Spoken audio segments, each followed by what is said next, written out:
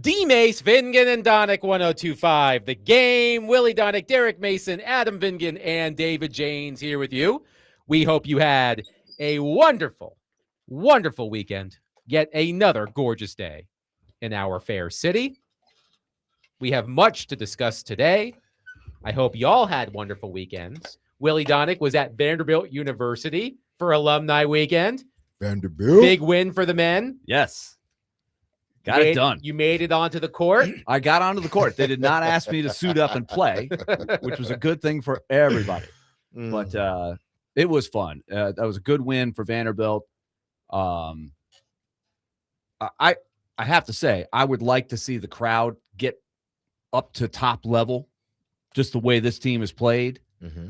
Next Saturday is a huge game against Tennessee, Yes. and I don't want to see too much orange in there. I know there's going to be some, but I need the Vanderbilt fans to appreciate how well this team is playing. It was a very good crowd, the ones that were there, but it was missing a level. It was an early start, but the turnout for the alumni was great. It was great to see a lot of my friends, teammates, and people that I just enjoyed watching play over the years. It was seriously a couple of generations worth of players. There were some guys that played in the 60s that were coming when I was playing, that are still coming. So it was great.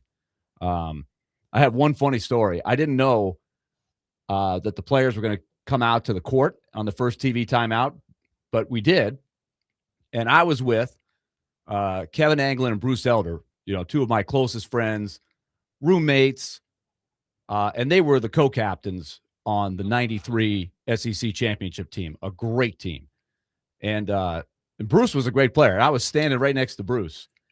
And the crowd all of a sudden spontaneously, after they say, here's the former players, and we're all lined up. They didn't single out anybody. But all of a sudden you hear this, ooh. And I was like, hey, maybe they're doing the old chant they used to do for Bruce Elder. Brew. There's a Lou, there's a brew, all that. You get that. And I'm like, I got my back turned to the Jumbotron. And I'm looking at Bruce. Hey, Bruce, they're doing the cheer for you. Then we both turn around, and it's a headshot of Luke Cornett. They were giving the Luke chant, not the Bruce chant. I was like, oh, Bruce, I thought that. I was like, where's the love, man? Where's the love? I'm glad that Bruce didn't sort of kind of like amp it up a little bit. Yeah, like, hey, thanks a lot, man. I think deep down inside he was thinking, hey, they still love me here. And then he turned around and he saw Luke Cornett. Why wouldn't he? Why wouldn't they? I mean, maybe they were doing it for both. Maybe yes, it was a little bit of both. But good day, good win for Vanderbilt. Still without Duke Miles, and there is now increasing speculation that Frankie Collins, who was not on the bench on Saturday, might be doing the NIL. Let me see if I can get another year and get paid again. I don't know if it's true or not. That has not been verified. But let's go. Are you in or are you out? If he's medically cleared, I don't know. There's all this speculation. I'm not going to say anything, but are you in or are you out?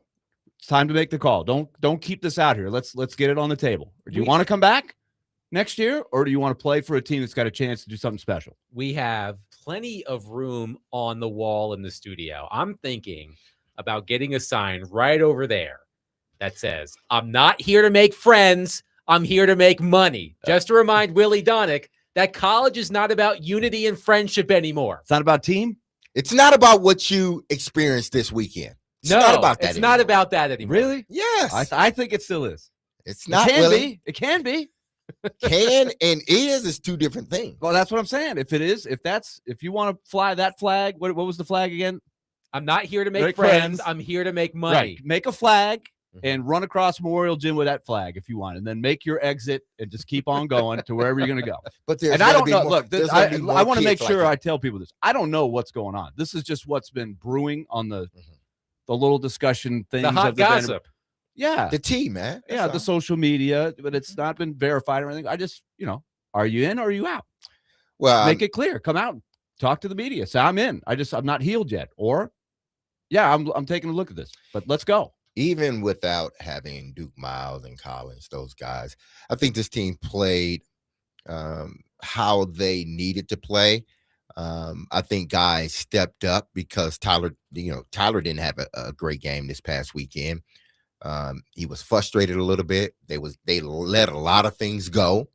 So it was a physical game, and you just couldn't expect him because he was on a clip of just carrying the team from a point standpoint. It was like 5 games where he was, 20 or more points. And I think he was tired. I think that Texas A&M made a concerted effort to take him out of the game early. But good thing, guys like Nichols stepped up big. O'Keefe stepped up big. Yeah. Those guys, even Bing coming off the bench. He's really coming on. He stepped up big too. So he has probably benefited. Chandler Bing, who has never watched Friends, by the way, just in case you're not in the loop. He said this is an ongoing thing. If you follow the team, you know this by now. But yes, his name is Chandler Bing. And no, he doesn't watch Friends. He's named after somebody else in his family or something. But he has probably benefited as much as any player on the roster for these injuries because he's playing more and he keeps getting better. In fact, one of the things I'm really looking forward to is I think it's going to be a really good matchup of freshmen because Nate Ament, who is 6'10", 207, but he's kind of got that perimeter game. It's what makes him a tough matchup. I think Bing has become their best on-ball defender. For a non-point guard, and I think you're going to see Bing against Ament a lot in the 2 matchups. So that will be fun to watch. But you're right, Derek. I thought that was the impressive part about the win is Tyler Tanner didn't carry him offensively. They made him work. They took him away. He didn't score that much, but the other guys were able to fill the gaps, and they got enough points. We'll get back into Vanderbilt in a little bit. We'll also talk about the women who had a disappointing loss on the road against Georgia over the weekend. ESPN NFL Nation Titans reporter Teron Davenport will join us at 4 o'clock. Belmont men's basketball coach Casey Alexander will join us at 4:20. The Bruins, coming off of a big comeback win against Murray State on Sunday, they trailed by 19 early in the second half and won by 17. So we will catch up with Casey Alexander later in the program. We also have Belmont men's basketball tickets to give away. Yes. So be listening for that in the second hour. They're 24-4, Belmont, for those that have not been that start paying more attention to college basketball right around now. They're 24-4. They've got a 2-game lead in the regular season. So they are closing in on the 1 seed in the conference tournament, which is early. It's one of those early ones, right? The MVC is always one of the ones that's played on that first weekend. So Belmont's season is coming to a head here, and they put themselves in really good position. But if there is one thing that gets sports fans all in a tizzy, it's new uniforms.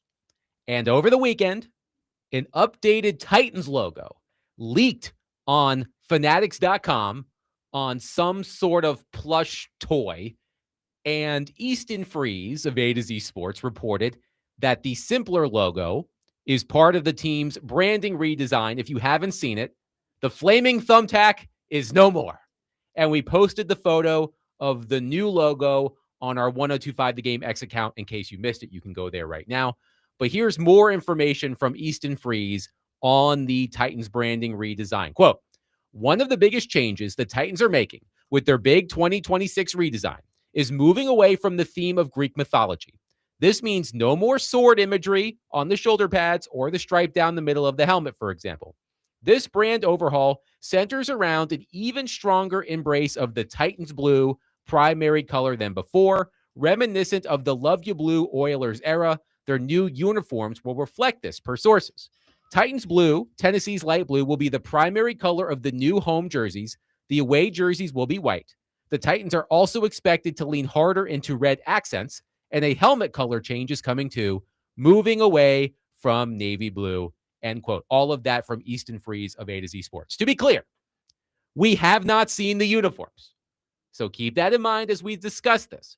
But based on what we have seen and what Easton Freeze reported, what do we think? Spoiler alert, Derek Mason hates it as I knock over his drink. He is I am pissed off for him.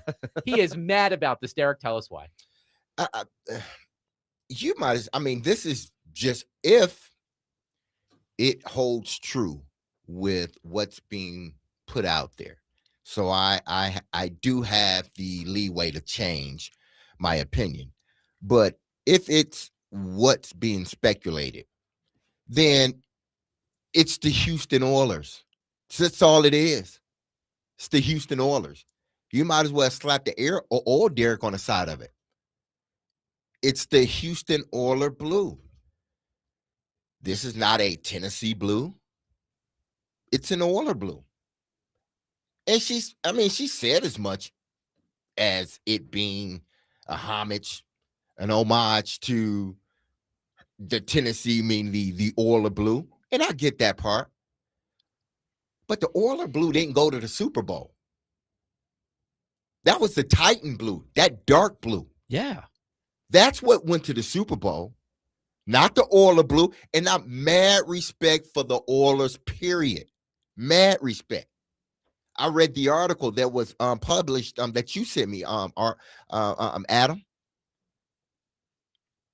Her dad did something that others said he couldn't do. They wouldn't allow him in, and he finally got in.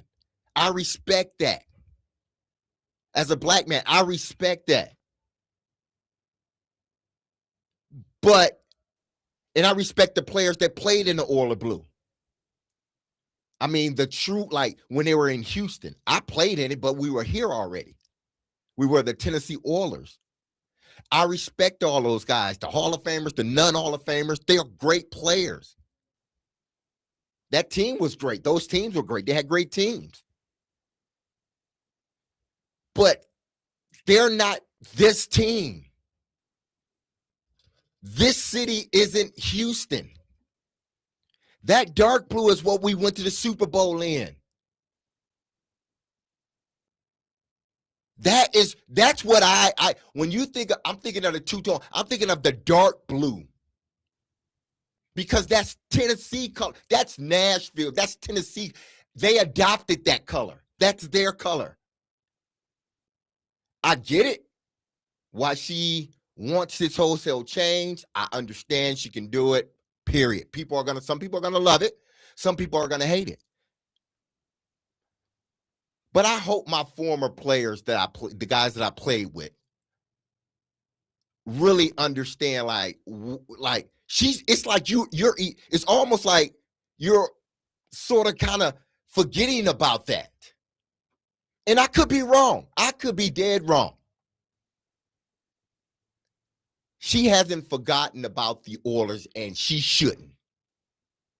The color was blended into the fabric of sort of the Titans, the Tennessee Titans.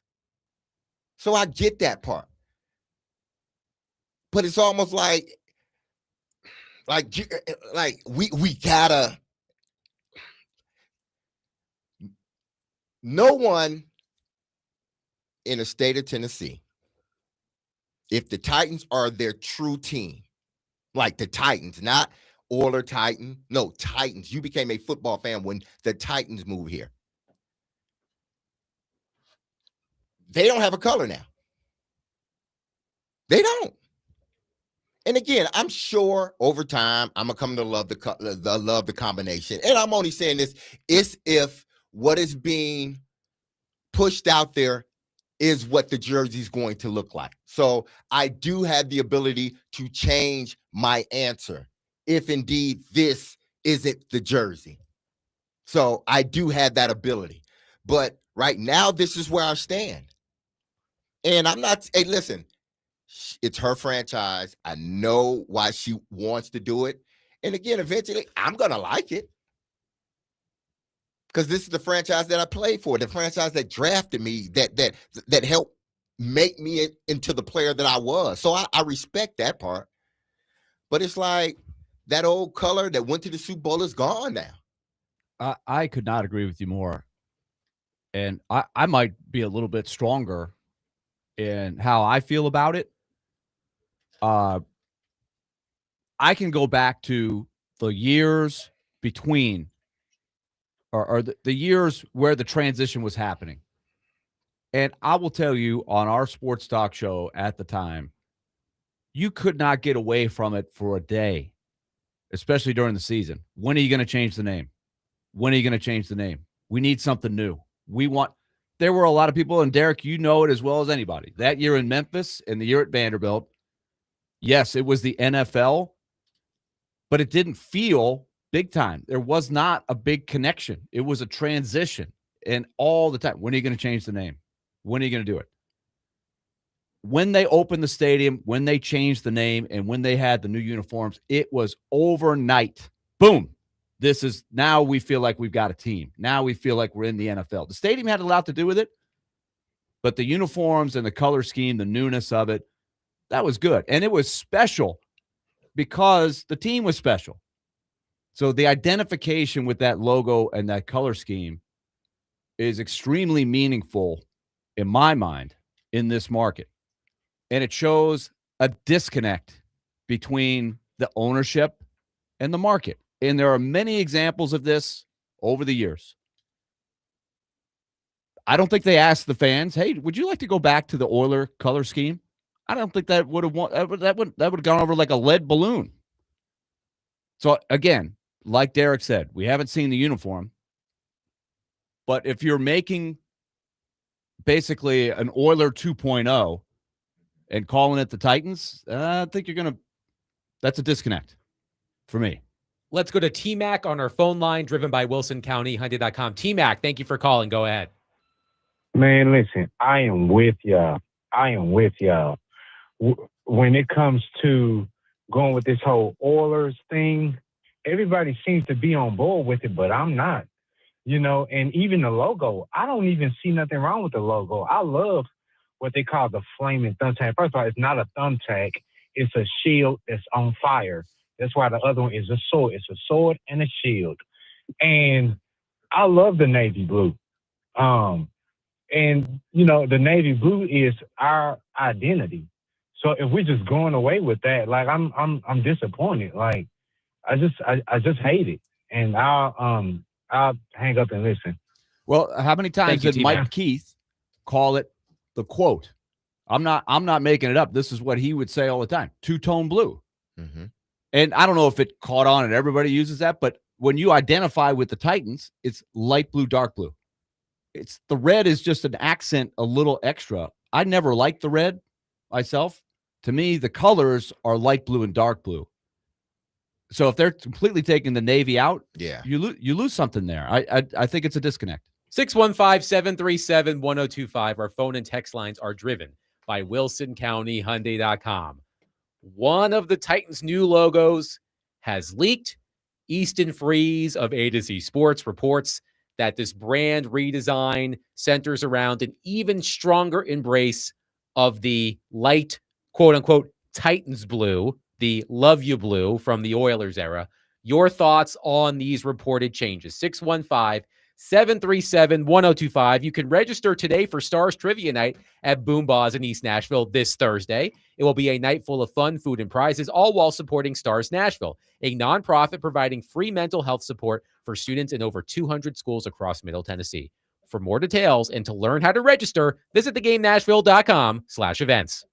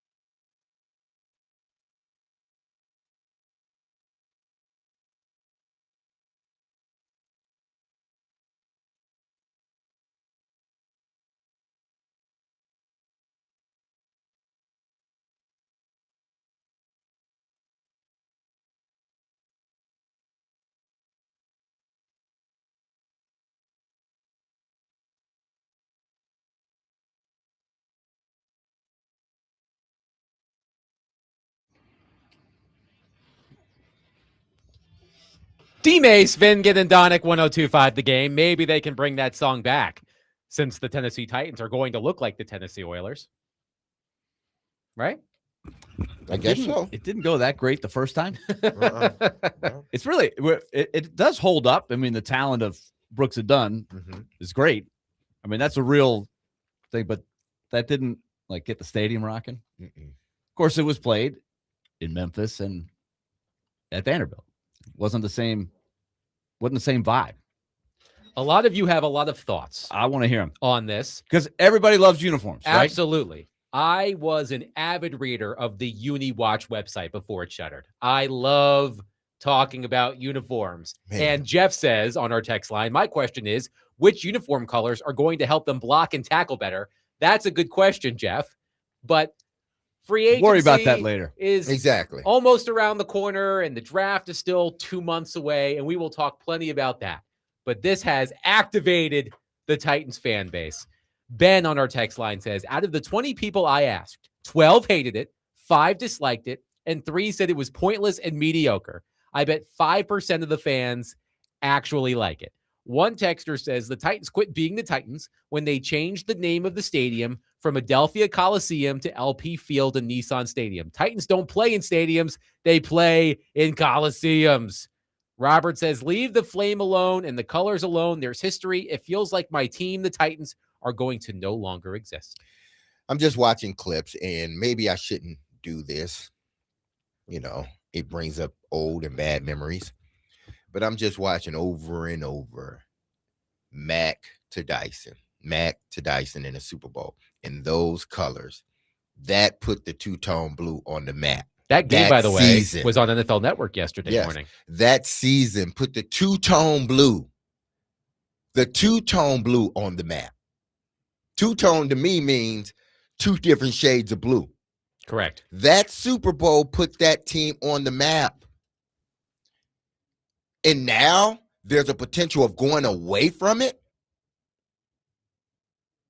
Again, nobody else had those jerseys, that color, that whole thing. We went to the Super Bowl in as a team, as an organization. And now there's speculation that that dark blue, navy blue, will not be a dominant part as it was in that season. Two-tone blue. Whether we flipped it and wore the blue and the white, the light blue and the white, or the dark blue and the light blue on the top. It was two-tone blue. With a little bit of red sprinkled in. That's the Titans. But it was the red was only sprinkled in the logo. Yes. It wasn't on the jersey. Right. It wasn't on the pants. It was on the logo. Right. And that was a nice little, just a little sprinkle. That's all you needed. It's like, man, this is just like, wow. Gino, But again, I have the room to change. yes, If it doesn't, we have not seen Exactly. the uniforms. absolutely. We have not But if the seen story is uniforms. they're taking out the Navy, that's the story. Yes. Yes. And if you're going to put a uniform out there that looks like the Oilers, I don't think that's what the fans wanted. Ricky says, Derek, what map did the two-tone blue put these guys on? They didn't win the Super Bowl. There's no history of a championship in those uniforms.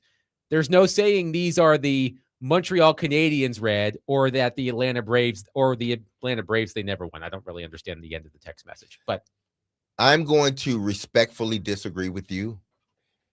Okay. I was a part of this organization. I was here the first 2 years prior to going to the Super Bowl, and there was no one talking about this team. We were playing in Memphis, then at Vanderbilt Stadium, wasn't no one talking about this team.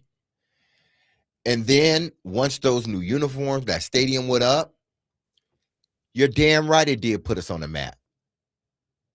It did. So I respectfully disagree.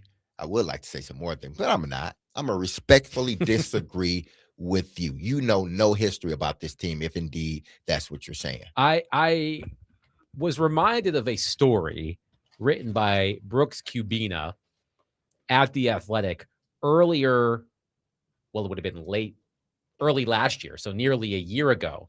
It was March 28th, 2025. So nearly a year ago when the Tennessee Titans announced that they were going to the quote unquote Titans blue as their primary home jersey color. Here's what Cubina wrote, quote, "There is a lot of contempt in that color. Conflict remains over terms never formally settled in Houston 3 decades ago, when a city consumed by scorn banished the owner of a team whose departure was once unthinkable. Call it a Texan standoff, regretted only after everyone shoots. There's still no ceasefire over the physical remains of the Houston Oilers, now the Titans, and the ongoing feud is defined by petty antagonism and proxy wars. In each of the last 2 seasons," remember this was written before this past season, Titans owner Amy Adams Strunk raised eyebrows and stoked outrage by authorizing the wearing of throwback Oilers uniforms against the Texans, the team embraced by the city that rebuked her father. In Thursday's news release, the Titans revealed they will not wear their Oiler throwbacks in 2025. But in making Titans blue its primary color, the team is quite literally marking its territory. But it's one thing to say that light blue is going to be a little dominant over the navy blue. It's another thing to change the colors, which is what they're doing. It looks like, to go back to the Oilers. Mm-hmm. I cannot emphasize enough. And Derek, you probably were oblivious to the radio shows in those years, right, before they switched the name. But I cannot tell you how much that dominated the talk. It got comical. You couldn't go through a day. Hey, guys, before I hang up, I just want to let you know I got another nickname idea for the team. We got stuff that you would not believe. People would sent stuff to the station, but it was all of these speeches about Oilers are not about Tennessee. And I know they're not changing the name back to the Oilers, but if you're going back, it's going to remind everybody. Everybody knows what they're doing, and it's going away from the identity that you got a huge bump from. When they announced finally that they were going to change the name, people went nuts. They loved it. And then it took on like wildfire. And I don't think they've done a really good job of sharpening up the uniforms. You know, there's ways to reboot, change your uniform a little bit, tweak it. I think there's some great things you could do with that color scheme if you want a little freshening up. But you don't go back. There is a huge disconnect if you have any thought that that's what the fans here want. They want an old Oiler look. No Tennessee Titans fans want that. There's only one. That's the owner. Am I wrong? Call me up and tell me that, hey, yeah, I've always thought. It's one thing to say, because I believe this. The old Oiler uniforms, it's a pretty cool uniform. It's they were. You know exactly who it is. It reminds you of Earl Campbell. It reminds you of Warren Moon. It doesn't remind you of Derek Mason and Blaine Bishop and Frank Wycheck and Steve McNair at all, even though you guys wore those uniforms. Yeah, you know, but you're that right. is not how a Tennessee Titans fan associates with the Titans. They associate with Titans uniforms. You want to get rid of the flame or whatever, tweak it a little bit, clean it up. I'm all for that. But going back to the Oiler look, nope. I think ultimately, if indeed this is what the jersey will look like, helmet and everything, I'm sure after a while people will get used to it, and you know, hopefully they'll start winning. But for me, and I don't know how my other former teammates feel about this, but just for me, like, if that dark blue, that navy blue, isn't a part of the uniforms, like isn't not just a sidekick, not just a little stripe here, little stripe there. That's a sidekick. That's we just let's just throw that in just to kind of tie it all together. No, it needs to be just as much of a part of that jersey as the light blue is, the Love You blue is. And I know they're calling it Titan blue now or whatever, but it's just much of a part of this franchise as that is of it. So it's like you're trying to almost say, no, this doesn't matter anymore. It's about this. And that disappoints me. Let's just say that disappoints me. And again, I don't know how my former teammates feel. I hadn't even talked to them about it, but it disappoints me. How much of this, and maybe I answered my own question based on what I just read from The Athletic from last year, but how much of this do you think is motivated by pettiness? I don't know. I hope none of it. I hope she's doing it because it was her dad's legacy. Like my dad would have eventually, this is what he would have done. Not out of pettiness, but out of true love for the color. Or he would have made sure that it was more of a equal sort of thing. I hope it's not out of pettiness, because then it goes along with the story of everybody thinking you're just a knee-jerk reaction type of owner. And I don't believe that. One texter says, why is this only an issue with the Titans in Houston? Never hear Baltimore wanting the Colts colors back. I think I think they left all of that stuff. I think once each team moved, like when they moved, they just left it all there. If I'm not mistaken. I know in Cleveland, Baltimore did, like when Cleveland left. When the Baltimore Browns left to become the Ravens, they left everything in correct. Cleveland. Yeah, right. And just sort of made the new Browns have exactly the history of the old Browns. Right.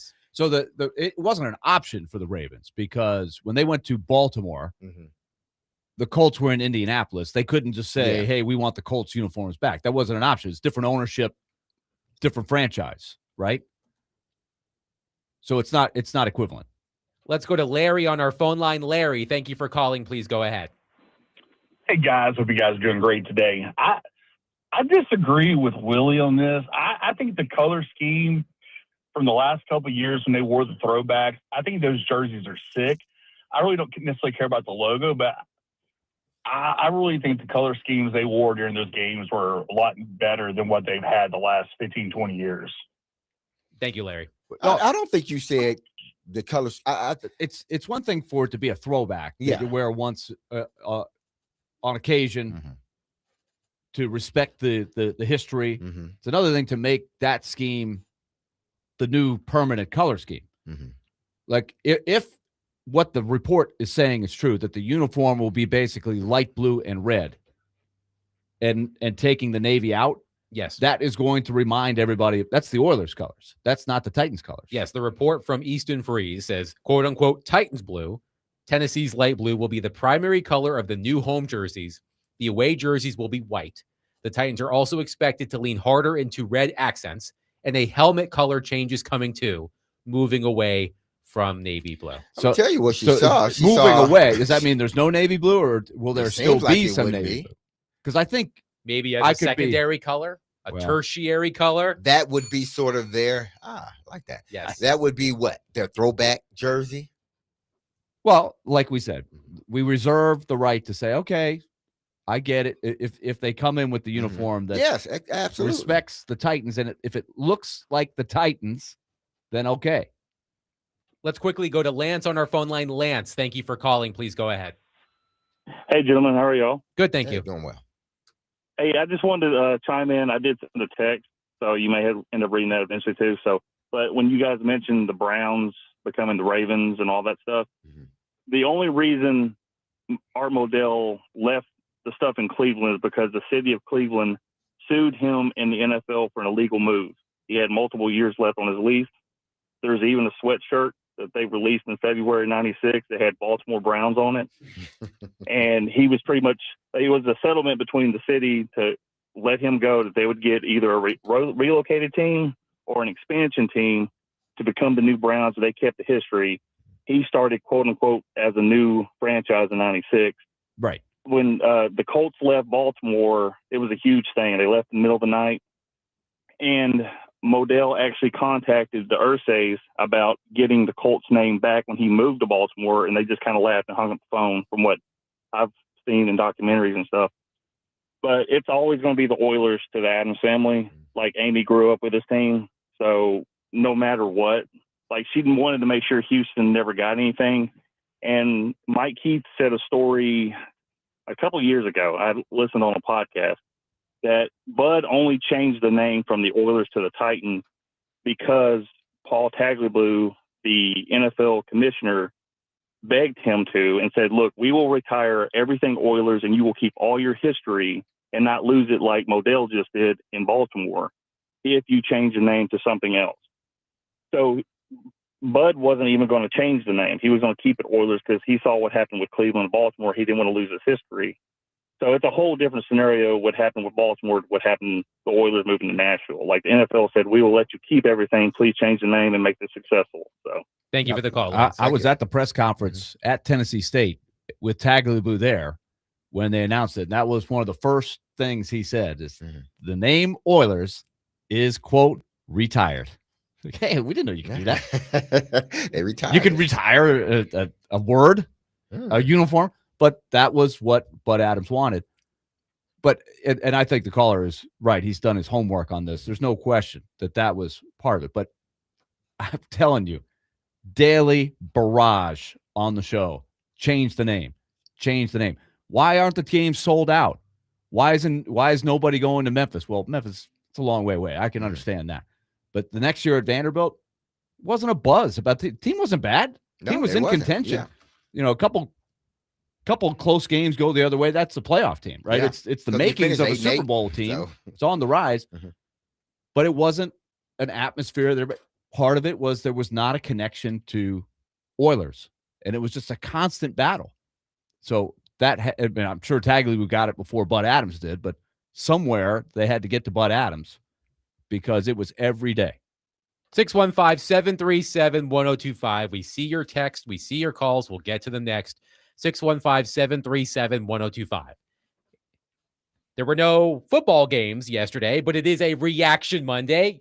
Y'all are reacting to this Titans uniform news, and Reaction Mondays are brought to you by Pella Windows and Doors of Nashville.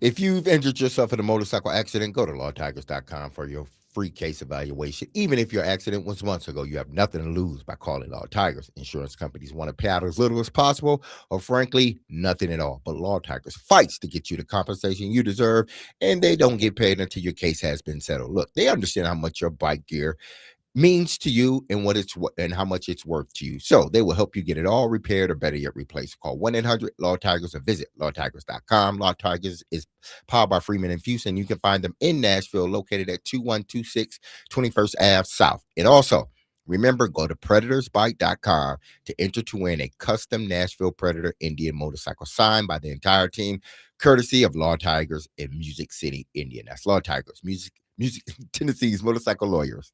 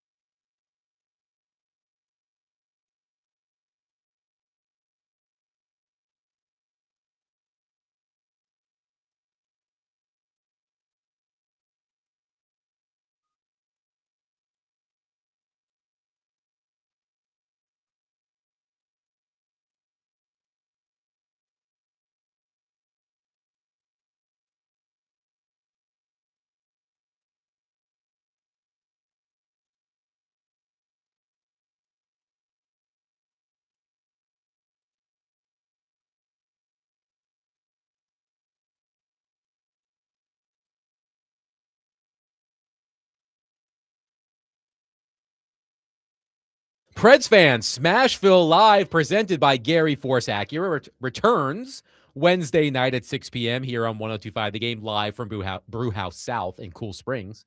Special guest, GM Barry Trotz. That's right, Barry Trotz, Wednesday night at Brewhouse South, Smashville Live, only on 102.5 The Game. And we will be out there from 3 to 6. So come out earlier, say hello. Willie will be hosting Smashville Live with Max Hers. Barry Trotz will be the special guest. So make sure you head out to Brewhouse South in Cool Springs Wednesday night at 6 o'clock. Again, a lot of your reaction to this new Titans logo, the reported changes in the uniform, the light blue becoming the primary color. It appears that the Navy is on its way out. I also do want to say, and I know that a lot of us don't like change, but I feel like I saw a lot of, you can't get rid of the flaming thumbtack over the weekend. Do Titans fans love that logo?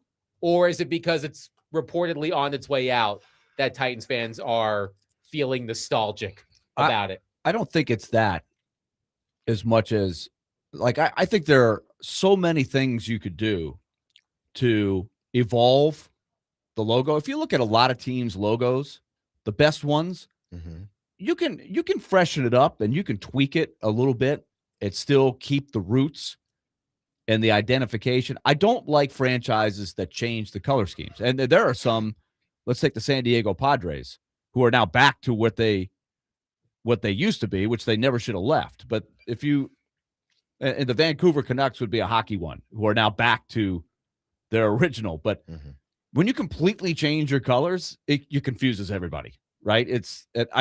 That to me is what you cannot change. But you can tweak. You want to emphasize the sword a little more, de-emphasize the sword. You want to go away from the thumbtack or, where the flaming T. All those things are in bounds. But when you change the colors, that's a violation, I think. My thing is the Tennessee blue, because that's what it is now, still Oiler blue. But Tennessee blue last made an appearance. I mean, as let's say the two-tone blue or the Tennessee blue last made its appearance by itself was really 1997 is when the light blue was the dominant color without the navy blue. That was the last year, because even even in 98 they went to all white. We wore white on the road and white away. Oh, that's true. Other than on the road and at home, unless we forced to we wear. wore like white. You guys chose to wear white at home. Yeah, so but it was the Oilers like, uniform. Exactly. So it was like you're phasing out of it. And after 98, the navy blue or two-tone blue, the other blue, has been a part of this jersey since 1999, the Super Bowl year. And now even when they decided, okay, we want to put more of the light blue in there still was the dark blue there.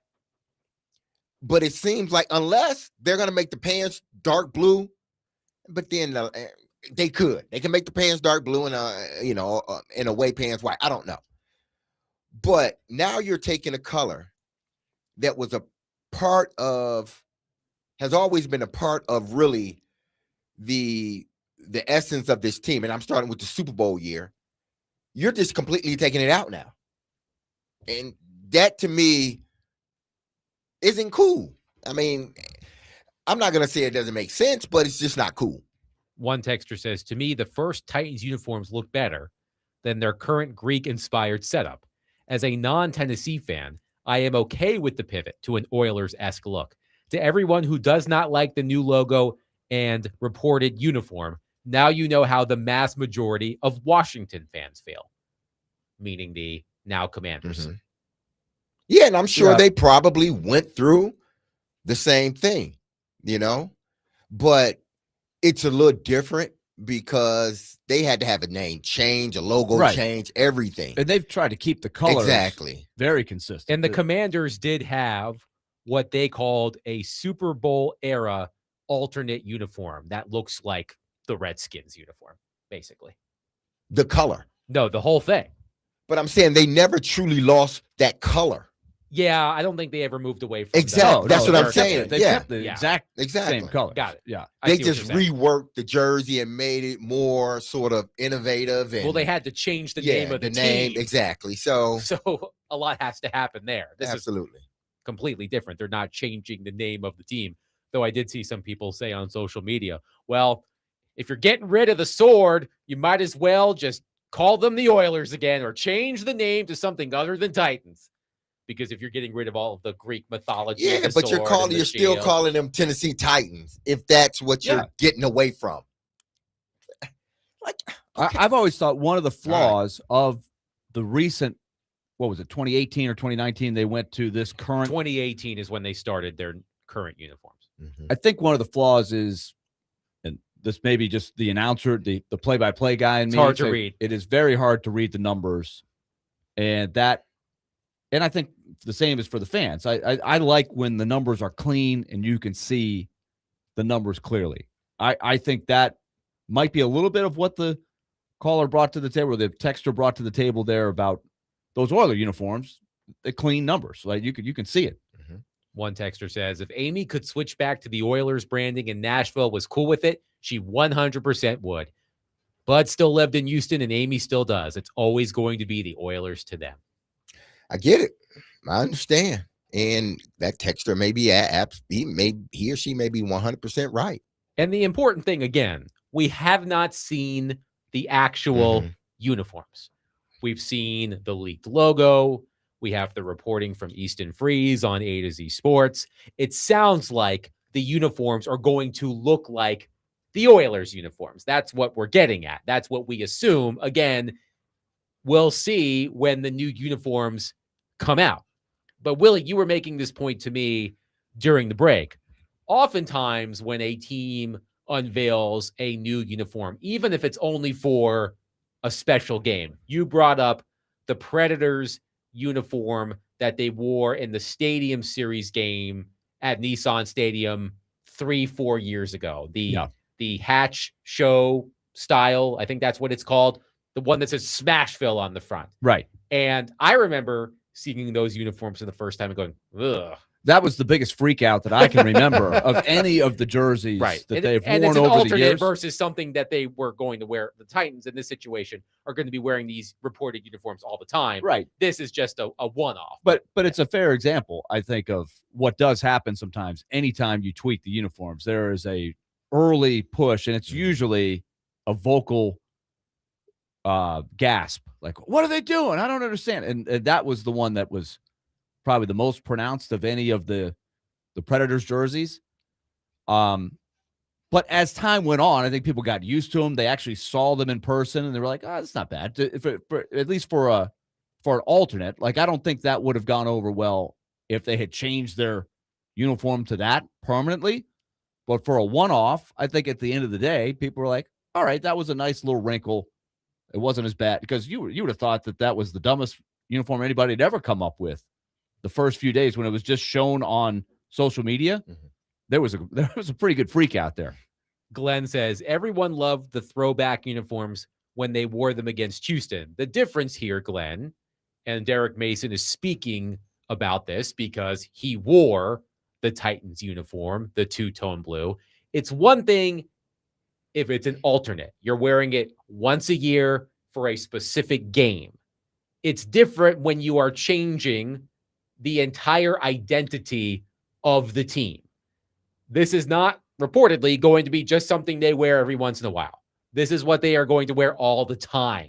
So I think the Oilers throwbacks the Titans had been wearing looked awesome. But it's different when it's a one-off, using the Predator Stadium Series example.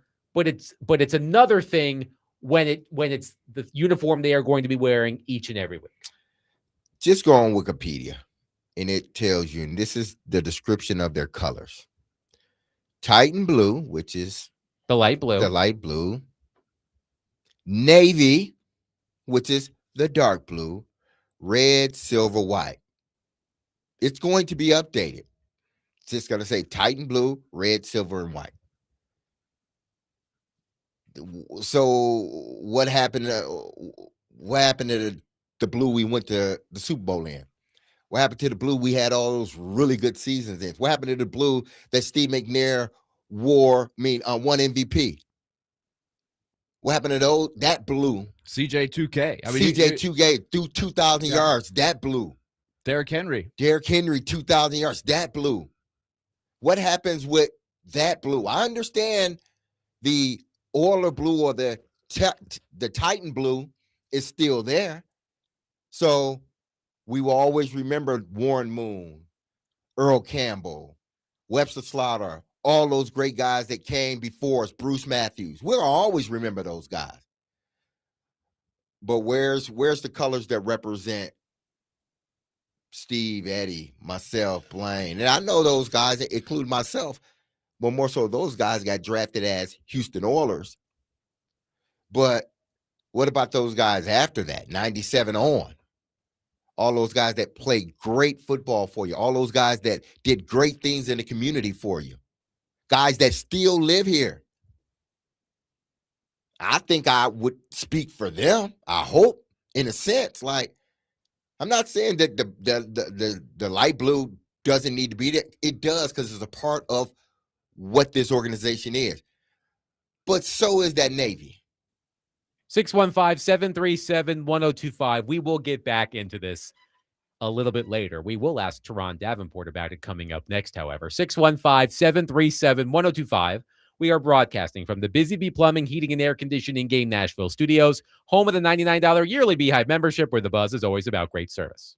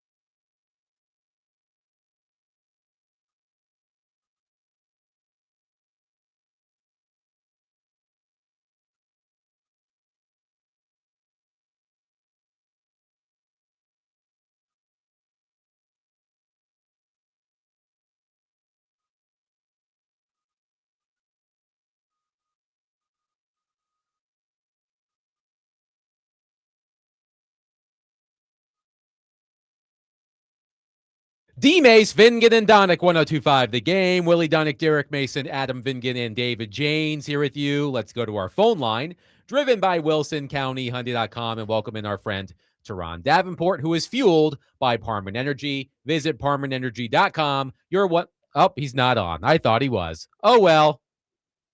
We'll get Teron in a minute. The magic of live radio, folks. We'll get Teron. It's live. Yes, it is live. And anything that happens, We'll do it live. we do it live. We'll do it live. Casey Alexander will join us in roughly 20 minutes from Belmont men's basketball. And we do have a pair of tickets to give away to Belmont's next game on Saturday Ooh. against Indiana State. So be listening for that. As we await Teron Davenport, who will be fueled by Parman Energy. Visit ParmanEnergy.com, your one-stop petroleum solution. Let's get back to your reaction on the Titans uniforms. Our friend Gover says, how is this any different than when the Preds changed from silver and blue and red? I don't remember the Predators having red, to the current gold back in the summer of 2011. Should those players who built this market feel slighted? I completely disagree with the change. They never had red. They had a little sprinkling of orange in there, very, very faint. But the logo was the same. All they did was flip the gold and the blue as the emphasis. But they kept both emphasized the colors. gold, and the navy became secondary. Yes. It's always been navy and gold with a little silver thrown in there. But the hue of the gold has changed over time. Well, for a while they did have like a mustardy Yes. third jersey, which was the first third jersey. But the But color gold- just gold's always evolved. been in That's there. all. Yeah. It didn't completely change. Right. Gold has always been the second color. They did sprinkle in like light blue and orange if you look at the original Predator logo within the Predator, but it was never anything more than a slight accent. It's always been blue and gold, and they did make a pretty bold change to put the gold front and center and then really de-emphasize the blue for a long time. I think the Navy has kind of come back a little bit with the way the fans go. Like we always call it in the broadcasting team, if you come out with the all gold, like if you're going to speak to a group or something, if you're coming in with the big gold sweatshirt or the big gold pullover or something, you're going full passion. That's what we call it. Full passion means you're bringing all gold because it's loud. They see you coming a couple miles away. You know, if you want to go a little more subtle, you go with the Navy blue. look with the logo. But I've always thought that there's a clear connection every time the Predators have tweaked their uniform. It never doesn't look like the Predators. One texter says, I'm glad they're going away from dark blue. Same as the Patriots and the Texans. Love the baby blue with the red accents. It's not that I don't love the baby blue, because I do. You feel, let me attempt to summarize your feelings. You feel that the Tennessee Titans are not whitewashing, they're blue washing the history of the organization since its inception in the late 90s. And by moving away from the navy blue as the predominant color, the Titans are disregarding the history that you and Steve McNair and Eddie George, among others, built when this franchise relocated. Exactly, because it was, the organization, period, not just the players, did so much to try to ingratiate ourselves with this community. The caravans that we went on, other states, nearby cities, outside of Tennessee, and states, nearby states to connect to Tennessee. We went everywhere to try to promote the two-tone blue, the Tennessee Titans. All that work that was done by the organization, by the players. Now you're saying, okay, we're going to take that blue and we're just going to shelve it. We're going to retire it. I don't know if that's what they're calling it, but that's what I'm saying. We're going to retire that. To me, it doesn't sit well. Again, I'm going to always love the organization. I mean, again, I've said my piece in regards to that. But I can still love the organization and want them to win, but be disappointed that they chose to, if indeed what is being put out there is what it's going to be. They chose to, it was a choice. They chose to go away from the Navy. If people can't see that, like, I don't know what to tell you. Because when you're a part of something and you've invested and you put time in it, and then somebody says, nah, that part, we're just going to dismiss it. And we're just going to concentrate on this. Wouldn't that make you feel a certain way? I tend to believe it would. And that's how I feel. Again, I don't know how my former teammates feel. I don't. But that's just how I feel. One texter says, okay, two-tone blue missing. I can see the issue. What about the Flames? Could you live without the Flames?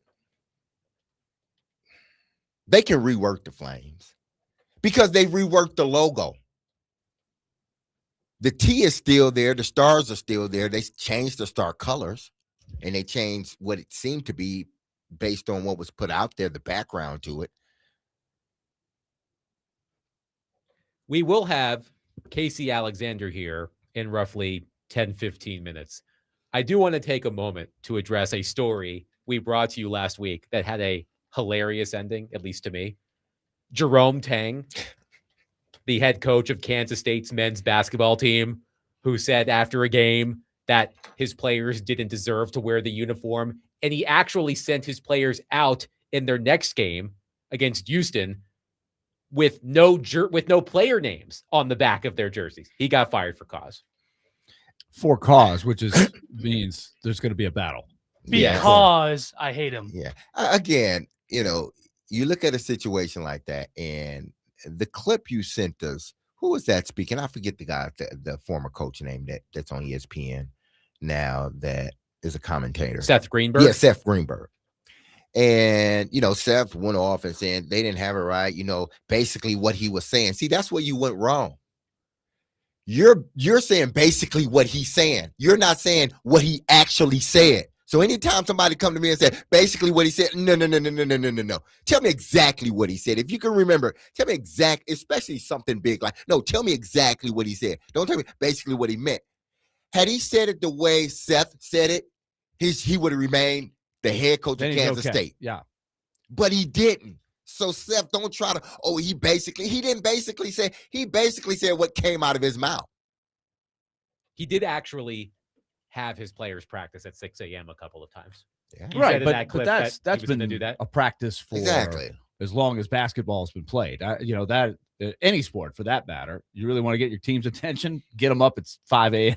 Exactly. That will get their attention. He also said that he made the team run the stairs around 70 times. Well, that's cool too. That's fine. There's That's nothing wrong with fine. that. Exactly. There is nothing wrong. Run them.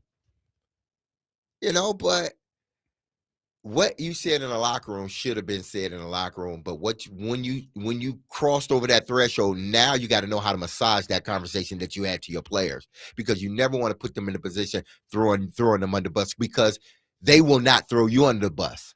And if they do, then they shouldn't be in that program. But here's another element to it that we have to put in there. Mm-hmm. They've been a good team. Mm-hmm. They're awful this year. Yeah. Is this the administration saying, here's our opportunity to get out of having to buy out the contract? They owe him $19 million if they fired him. If they fired him without cause, they owe him $19 million. So they're going to try to float this out there for cause. They're not going to win that. It's going to be bargained, and they'll come up with some sort of settlement, but he's going to get a lot of money to leave. I would because what he did, going to get what half he did of it. was bad, but that's not fire for exactly. cause. Come on. ESPN is claiming that there is language in his contract that references any activity that brings, quote, public disrepute, embarrassment, ridicule to Kansas State. Well, basically, that's what he did. The players did it on the court too, right? But basically, there's a that's lot what of he room did. for interpretation Exactly. in there. That's a poorly worded phrase in there.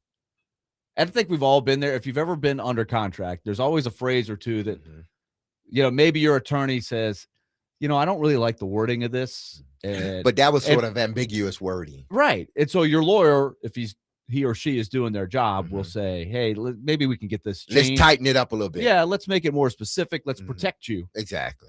And Right. part of you is like, I just want to get this done. Because I'll just sign it. It's No, not, that's never no. going to come up. And you're like, wait a second. So It may come up. it's going to take a little time, but let's get this done. There's now going to be a Jerome Tang clause in every coach's contract. Exactly. Yeah. What exactly does ridicule mean Yes. in this situation? What would be an example? May I say my players don't deserve to wear their uniforms? Is that okay? Will that get me fired for cause? Just double checking. Dustin in Hopkinsville on the jersey says the same way it's personal to Derek because he played in it. It's personal to fans because we've stunk so much in it. Way more bad than good. It can be an alternate, but it's getting old. Okay, they the said Oilers way had some more. really bad teams too. They said way more. Yeah, they said way more bad than good. I need to go back and look because I thought that at least my years, we had 2 bad seasons, and all of that was truly because of injury. The first 2 years here, transition, we were 8-8 ball club. It could have swung, had we did some things a different way, we probably could have been a playoff team. But we were never a bad team, at least while I was here, outside of the whole team being injured. After that, I know they had a few down years, and then they came up again, and then they went down again. So has it been more bad than good? Well, And I don't know good meaning Super Bowl. If you say that, then yeah, it has been more bad. Are we than starting good. at the Tennessee Titans? We're not including the Tennessee Oilers. We're correct? not including the If we are Oilers. starting with the Tennessee Titans, the Titans started with back-to-back 13-3 seasons in 1999 and 2000, followed by a 7-9 season, 11-5, 12-4, 5-11, 4-12, 8-8, 10-6, 13-3 between 1999 and 2008. So I would tend to believe that's more good to really good teams, and not necessarily there were some bad years. Right. And then they had 6 straight winning seasons Exactly. between 2016 and 2021. So again, it's like this contract. We got to tighten it up. So what do you mean by bad? If you're talking, Super Bowl, then yeah. Okay, if you want to grade it based upon your Super Bowl appearances, then we had all except one. Okay, if you're basing it upon something else, yeah, it's recency bias because the last 4 years haven't gone well. exactly. And so you're like, the Titans. This team's always been bad. It's recency bias. People just don't like change. That's it. It's People not- don't like change. Okay, let's give you another example of what we see. The Tampa Bay Bucks, right? They completely overhauled their uniforms when they got Tony Dungy, and all of a sudden they were winning more, right? They love to bring back what they all call the creamsicle uniforms, creamsicle. right? Even the Tampa Bay Lightning wore them to the outdoor game They a did. couple weeks ago. They got off the bus with those things, those are a lot of fun as a change of pace. Mhm. But if the Bucks announce tomorrow they're going back to those uniforms, I don't think that would go over very well because for the most part, they were a really, really Bad. team for the vast majority of the years in those. And it's a very distinctive look, Yeah. but it may not be your every week look. It's a great, let's pull them out It's every like now one and of then. those. It's like one of Let's those turn the parties whole you have stadium- once a year. Yeah, it's a fun throwback. Yeah. I feel the same way about the Oilers uniforms. People might say, "Oh yeah, that's cool. Wear the throwback uniforms." I can see it's the history. Mhm. Once a season, I wouldn't care if they didn't. But if you want to do that, that's fine. That's very different than making that Oiler color scheme your main color scheme. That's a big change. Oh, of course, because I know the team moved here in '97, but the Tennessee Titans started in '99. Right. That's when the name changed, the color scheme came up. They came up with the jerseys, everything. That's when it started. And therefore that's what your Exactly. generation of fans, Absolutely.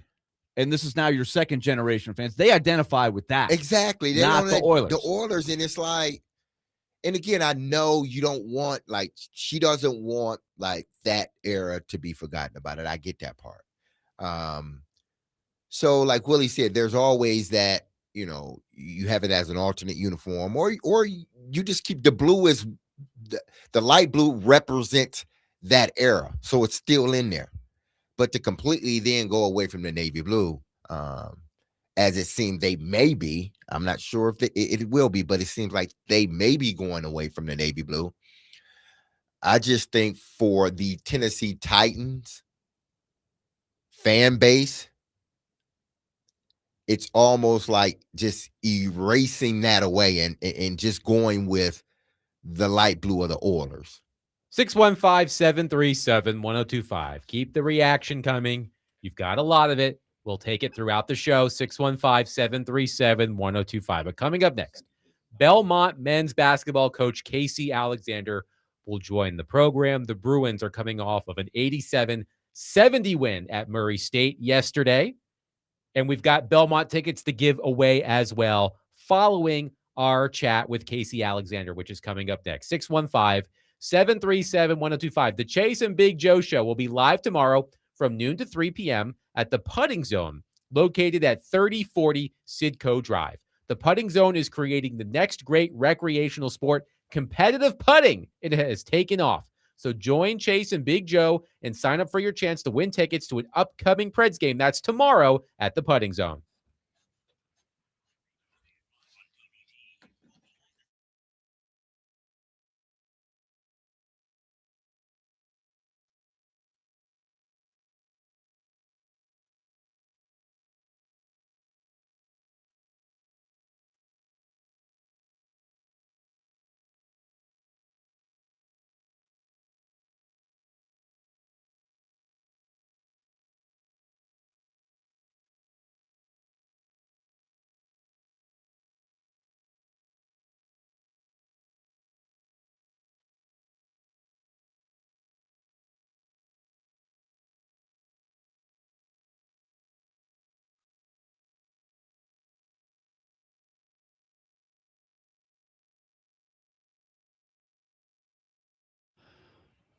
Okay, time to tell you about Loan Pronto, our high-interest credit cards and other loans sucking the life out of your finances. Well, it's time to say no more. Let's get on a better path in 2026. Let Loan Pronto tap the equity in your home and get the cash you need so you can pay it all off, those high-interest loans. Here are a couple of examples. Corey and Jack called Loan Pronto. In a matter of days, they had $160,000 out of their home's equity. They kept their 3% mortgage intact and didn't even need an appraisal. And with that cash, they wiped out all of their credit cards and 2 car loans. And so the end result, they were saving $2,000 a month. You can do this too. LoanPronto.com is the website. Use their rapid equity loan program. It can get you that money, even more money than we talked about with Corey and Jack. Just fill in the blanks. Just imagine, pay off those credit cards, slash those monthly payments, breathe easier, get your life back. 615-499-5780 or loanpronto.com. That's 615-499-5780 or loanpronto.com. Equal housing lender, NMLS 1661781. Visit NMLSconsumeraccess.org.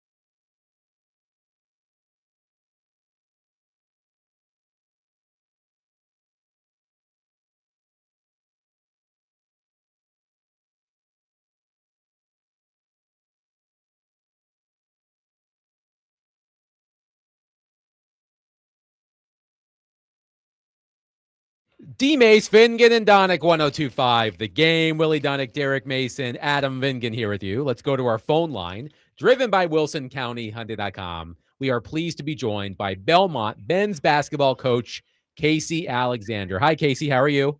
Hey, I'm great. How are you guys? We're doing well. Thank you for joining us. So your team coming off of a big comeback win yesterday at Murray State. For those who missed it, the Bruins trailed by 19 early in the second half, but outscored Murray State 63-31 in the second half. How many comebacks like that have you been a part of, Casey?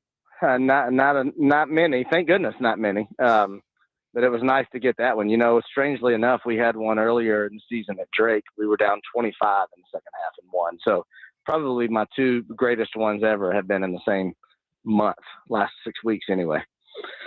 A big part of that comeback against Murray State was freshman guard Jack Smiley, who had a career best 21 points off the bench. What do you have in Smiley? Yeah, the guy, unusual confidence for a true freshman. Hard to be a lead guard and assume that kind of minutes in such a good league, playing for a good team, and really basically dominate a game. But he's a really talented offensive player. We've got 3 freshmen in our top 7 or 8 that are all contributing pretty mightily. So it's a luxury for us. Talking to Casey Alexander, Belmont Bruins head coach. They are 24-4, 14-3 in the Missouri Valley. Casey, let's start with the league as a whole, because as you mentioned, you guys took the leap of faith to join that league a few years ago. You've now watched your team and your program evolve with that league. Now that you've been in there a few years, how much better do you think that league is, with all due respect to the leagues you've been in the past? Yeah, significantly. I mean, just so much better resourced, better facilities, better coaches, just across the board. There's not any area you could look at and say it's not significantly better. But by comparison, I mean, I think our league right now is the 9th best league in the country, one ahead of the American, which is Memphis and those guys. So if that tells you anything, it's a pretty good league. Whereas by contrast, the OVC is probably mid-20s maybe in strength. So quite a bit of difference. So you guys, it's no secret. You guys, I'll let people know, 41% shooting from 3-team, 3rd best in the country. And it used to be if you had 2 or 3 guys hitting over 40%, that was pretty good. Now with the line moved back and with the team percentage like that, that is pretty remarkable. It's amazing to me, Casey, and you and I are from the same era. I thought it was a long shot when you had to hit it from 19.9. The NBA line seemed way back there, but these guys, they have the range these days. I guess they've grown up with it, but it's amazing how well the guys shoot. Yeah, you're exactly right. And it is very interesting, and I can only say exactly what you just said. I mean, I think it's all they know, and so they're conditioned to shoot it from that range and make it from that range. You know, each time the line moved back, which is maybe 2 or 3 times since its origination, you could see how it impacted players in that moment. You know, a guy that could shoot a decent percentage, when they moved that line back a little bit, all of a sudden, he couldn't make them anymore. You see that each time, but now the line's been where it is for the last several years, and I think people are just used to it. We're lucky. We've got a lot of really good shooters, that's for sure. You guys have had to adjust without a guy that is obviously a big part of your team, and Nick McLean. But tell us how you guys have been able to manage it and really not skip a beat without him, because that's a pretty significant injury. Yeah, for sure. And that better answers the Jack Smiley question from earlier. I mean, Nick McLean was an all-conference player when he went down with a knee injury. I mean, he's averaging over 6 assists a game and a double-figure score with great percentages and a really, really good defender. And so you lose that sixth-year senior starting point guard as an all-conference player. It took us a while to adjust. And we're not as good. Our ceiling is not as high without him. I don't want to be misleading with that, but we've had to have guys step into new roles. And over time, they have been really, really serviceable at the least. Is there any chance that you get him back, or is this your group going forward? Yeah, he's working toward it, but we got 3 regular season games left and then the tournament. And I would love for him to come back and play and be available in any capacity, but it's literally a TBD every day. And so we're we're moving on as if he's not going to come back, and it'll just be kind of a cherry on top if we can get some minutes out of him before the season's over. You're used to this because some of the leagues you've played in before have the early conference tournament. As you mentioned, the Missouri Valley is always one of those early conference tournaments. So you have to be kind of eyeing that right now, don't you? Well, it's not far off. We kind of have a unique situation this week. It's our bye week, so no midweek game this week for us. So 2 weeks of the regular season left, and then our tournament. And with a time change for our championship game's a CBS broadcast, and there was some Big Ten stuff going on that day. So I think our championship game is the first day, which is a Sunday actually. Yeah, and it's like at 11 or 12 o'clock. So it's really early in the pecking order as far as championship week goes. Casey, what do you think of it's just a couple of general college basketball questions as more people are now starting to watch more games, but the way that the challenge system has come in, the flow of the game, how do you feel that has gone on? I was watching closely at the Vanderbilt game the other day. They've got a guy, I'm sure you do too, in hockey, of course, they've got these guys all the time locked in on that, watching replays to try to figure out which plays to challenge. What is your system like there? Yeah, it's the exact same. We've got a guy who's really good at it, and he's sitting right there, and he's watching everything because I probably turn to him 25 times a game and say, did they get that call right? Was that a foul? I want to see that at the timeout, all those kinds of things. So, yeah, we're prompt and we're ready to go. We're really limited on what we can challenge. So, and essentially it's out of bounds calls and maybe some goaltending things, but it's more out of bounds calls than anything else. And so, but we're ready when that time occurs. I think it's made the game way better. I think all of us enjoy watching games more this year than we have in the last several, where the referees, all with the right intentions and with a desire to get it exactly right every time, went to the monitor, basically on every whistle sometimes. Right. It was either the call itself or, hey, there's 3/10, we're 3/10 off on this timing error, or let's just go make sure. So it's a much better process than it was. How hard is it sometimes if one of your players says, it was off of him, I didn't touch it, and you want to believe him, right? But you have to kind of check your video guy, right? Yeah, and there's just a lot of emotion involved, and all of us, no matter who we root for or coach for, we think we're right all the time, and all the calls against us are bad ones, and all the ones for us are good ones.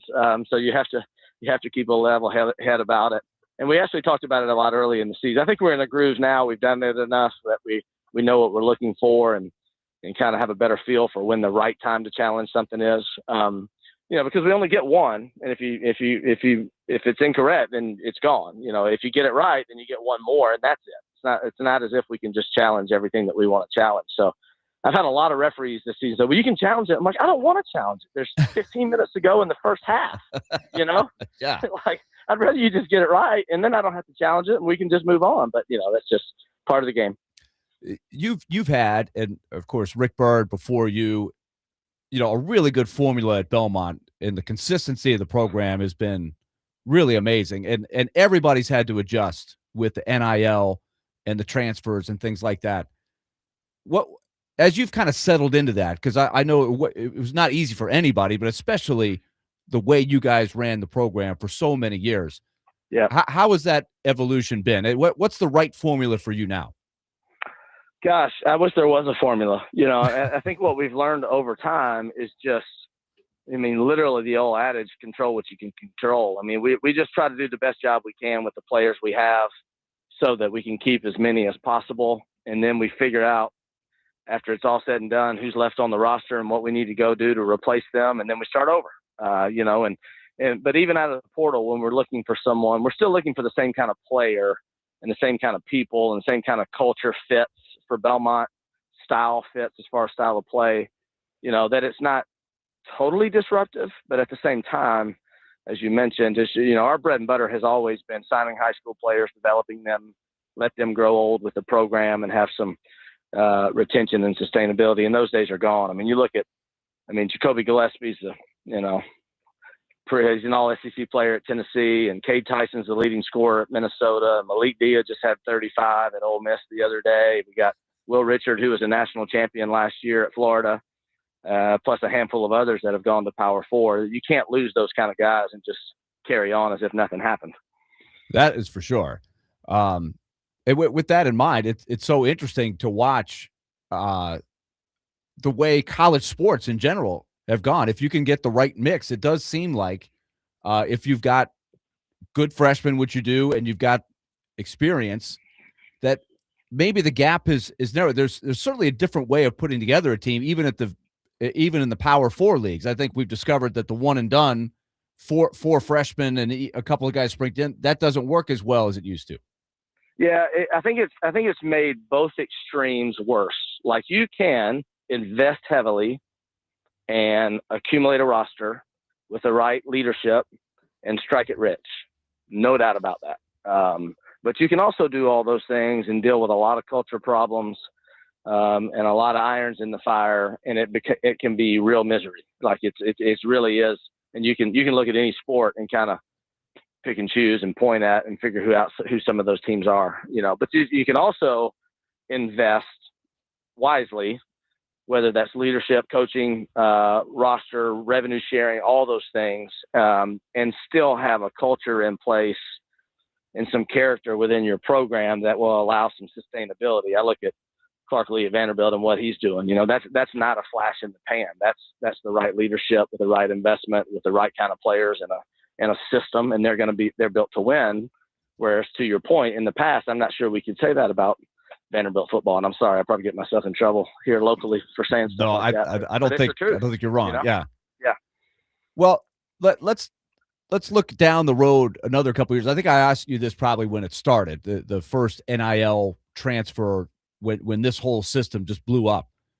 Do you think the kids over time will start to value the continuity, staying in the same place more than they did the newness of it? It's like, hey, if I don't like it here, I'm going to go over there. Do you think it will cycle that way as we move forward? I don't think it can get much worse than it is. So maybe it would start tipping back the other way. But the almighty dollar is a real thing. And no matter what, it's pretty hard as a young kid, to turn down big bucks when all it requires of you is to make a change and go to a new school. It's a shame, and it's harmful to a lot of kids and a lot of teams and a lot of families. But that's where we are right now. Do you find that you're getting a higher level of freshmen than you did before, because maybe some kids are realizing that it may not be as easy to jump in at a higher level and play a lot, and the way this thing is going, it seems like that's disadvantageous sometimes? I definitely, yes, we have access in recruiting to players that historically we would not have had access to. And our league is some of that, moving up in level and being able to sell some different things is part of that. But there's also a greater pool of talent out there that's just not getting the opportunities at the Power 5 level that they used to, because those Power 5 guys are more concerned about transfers and so forth. So yes, the answer to that is definitely yes. But I'll also say this. It even hits us the other way. Like, we have not done anything with revenue sharing for incoming freshmen. And there were a dozen really good players that we recruited the heck out of last year that are perfect Belmont kids that we didn't have a chance to get in the end because just didn't have the resources to get there. Belmont men's basketball coach Casey Alexander has been our guest on D-Mace, Vingan, and Donick. The Bruins are back in action at home on Saturday against Indiana State. Casey, thank you so much for your time. Good luck against Indiana State. Hey, I enjoyed it. Thanks, guys. 615-737-1025. And if you want to go to that game, Belmont hosting Indiana State at the Curb Event Center this Saturday night, be caller number 3 at 615-737-1025. Caller number 3 will win a pair of tickets to see Belmont take on Indiana State at the Curb Event Center this Saturday night. Tip-off is at 7. Caller number 3. 615-737-1025. Coming up next, I have an Olympic hockey thought that I would like to get off my chest. We'll do that next. 615-737-1025. Willie Donick, Derek Mason, Adam Vingan, 1025 The Game.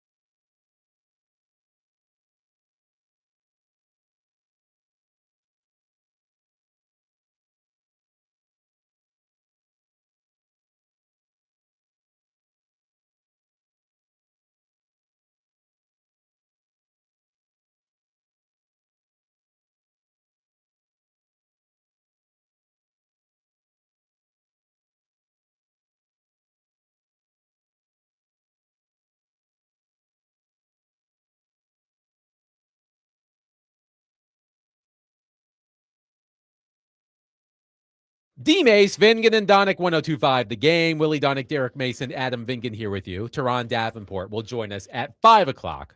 So you will not miss out on Teron Davenport. He will join us at the top of the hour. But before we get to Teron, I have been all in on this men's Olympic hockey tournament. Just fantastic action, even when Canada defeats France 10-2. I have been watching as many of these games as I can. Switzerland with a big overtime win, 4-3 against the Czechs on Sunday. Roman Josi, by the way, he's having an outstanding tournament. He is playing well for the Swiss. And we have arrived at the knockout round, which starts tomorrow with the qualification round. Team USA finished second in the preliminary round. Canada, of course, finished first. So Team USA will play again on Wednesday against the winner of Sweden and Latvia. So Philip Forsberg may have a shot at Team USA in the quarterfinals. Canada will play the winner of Czechia and Denmark. And I've watched a lot of Team Canada, and, you know, I'm rooting for Team USA, of course. I think you might need to shine up that gold medal for Canada. They look unstoppable. What? They look unstoppable. Absolutely unstoppable. Did you watch the Four Nations last year? I did watch the Four Nations last year. Willie is not conceding. He's not doing it. So you think they're unstoppable? Wow. I mean, they can What's put, different? Do you know what mean, unstoppable means? Yes, I am aware of the definition nobody of like unstoppable. nobody. The Canadians have a nuclear weapon when they put together Nathan McKinnon, Sidney Crosby, and Macklin Celebrini. You got a point there, It's Willie. absolutely insane. It should be illegal. I will say that Celebrini is an addition that is Awesome. that he is noteworthy. That does look like unstoppable. It does. But is it really that different from the Four Nations last year? Because the Americans beat them last year. That is true. Took them to overtime in the final. Game could have gone either way. But I'm looking at what I've seen in this tournament. And the U.S. doesn't have the same level, I- especially because they've added Quinn Hughes Yes, to that lineup. and he's been good for Team USA as well. And I think he will only get better. Now, I do think the U.S. got completely a raw deal with who they're probably going to have to play in the Host. quarterfinal. They're the 2 seed, and they might have to play Sweden, which Sweden is easily the best team that didn't get the bye. Fair to say, but somehow they were the 7 seed. Yes, that is I fair still to say. don't understand exactly how that worked with the goal differential and all that stuff, but man, I think everybody is like, wait, who do we play? Sweden might have to play U.S. in the quarterfinal. That is messed up. That's messed up. We may get a Finland-Switzerland matchup in the quarterfinals. Finland is the 4th seed. UC Saros bounced back from his so-so performance to open the tournament, was outstanding in the second game. Barely saw any I shots. could have played goalie in the third game. I could have played goalie against in the third Italy, game. right? Yeah. Yes. I think he faced like 15 shots. I or think through something 2 like that. periods, it was single digits after, and I think they had like 2 in the first 30 minutes of the game. It was not a big deal. So UC Saros could have tended goal in his sleep in the final game, but we could see Roman Josi and Switzerland versus UC Saros and Eric Halla and the Finns in the quarterfinals, which would be interesting as well. And the Swiss lost Kevin Fiala. Unfortunately, he's out for the rest of the season. They reported multiple breaks in his leg, the collision with Tom Wilson. Sadly, in a situation where the game was over, Tom Wilson is his own. Like, you could have a whole. I don't blame Tom podcast. Wilson for what happened on that play. But why are you going after him there? There was no reason to go hit him. The game's over. I don't know. It was certainly among the list of Tom Wilson's plays where somebody ends up getting hurt. That was not at the top of the list, but still, I don't give him a benefit of the doubt. But I didn't bring it up for that. But Switzerland losing Fiala is going to hurt their chances of doing well in the medal round here. They should be fine in the first game. So we probably are going to see Roman Josi against Saros and Hala for Team Finland. And that performance by Saros against Sweden is why they got the bye. That was a job well done. After Finland lost the first game, he stole the next game, and they ended up where they want to be, which is a bye into the quarterfinal. Do you think Kevin Fiala's injury will reignite we shouldn't go to the Olympics because our star players are getting hurt and they're not doing it for us? I don't think so, because it's what the players want. I think it's going to be more about, can the league justify shutting down? Will the games be watched enough? But the players have made it very clear that they want to play. If there's 3 or 4 other guys hurt between now and the end of the tournament, it might have some people give pause, but it's just part of it. You're gonna have, there'll probably be another guy or two that's significant that will be missing some time, but it is a lot of fun to watch. It is a little bit, it's a bummer that you can't have more prime time games, because I don't know that you could get the mass audience when you're playing at 2:00 in the afternoon, which is when Team USA is going to play again at 2:10 p.m. Central. Yeah, I believe. And that will be a game that you want to circle and try to watch, because if it's Sweden, which it probably will be, that is going to be a battle. That is not a gimme at all. The U.S. could be out that day, could be done. That would be something. Now, I did not watch. I preface this conversation by saying this. I did not watch the NBA All-Star game, though I did see John Tesh's live performance of Round Ball Rock, which was awesome. I've been playing it all day long. Where did that come from? Where did John Tesh come from? I haven't seen John Tesh in 20 years. Have you? He resurfaced. No, I haven't. But he was all in on that too. Yes, that was an electric performance by John Tesh of Round Ball Rock live at the NBA All-Star game. But the ratings are out.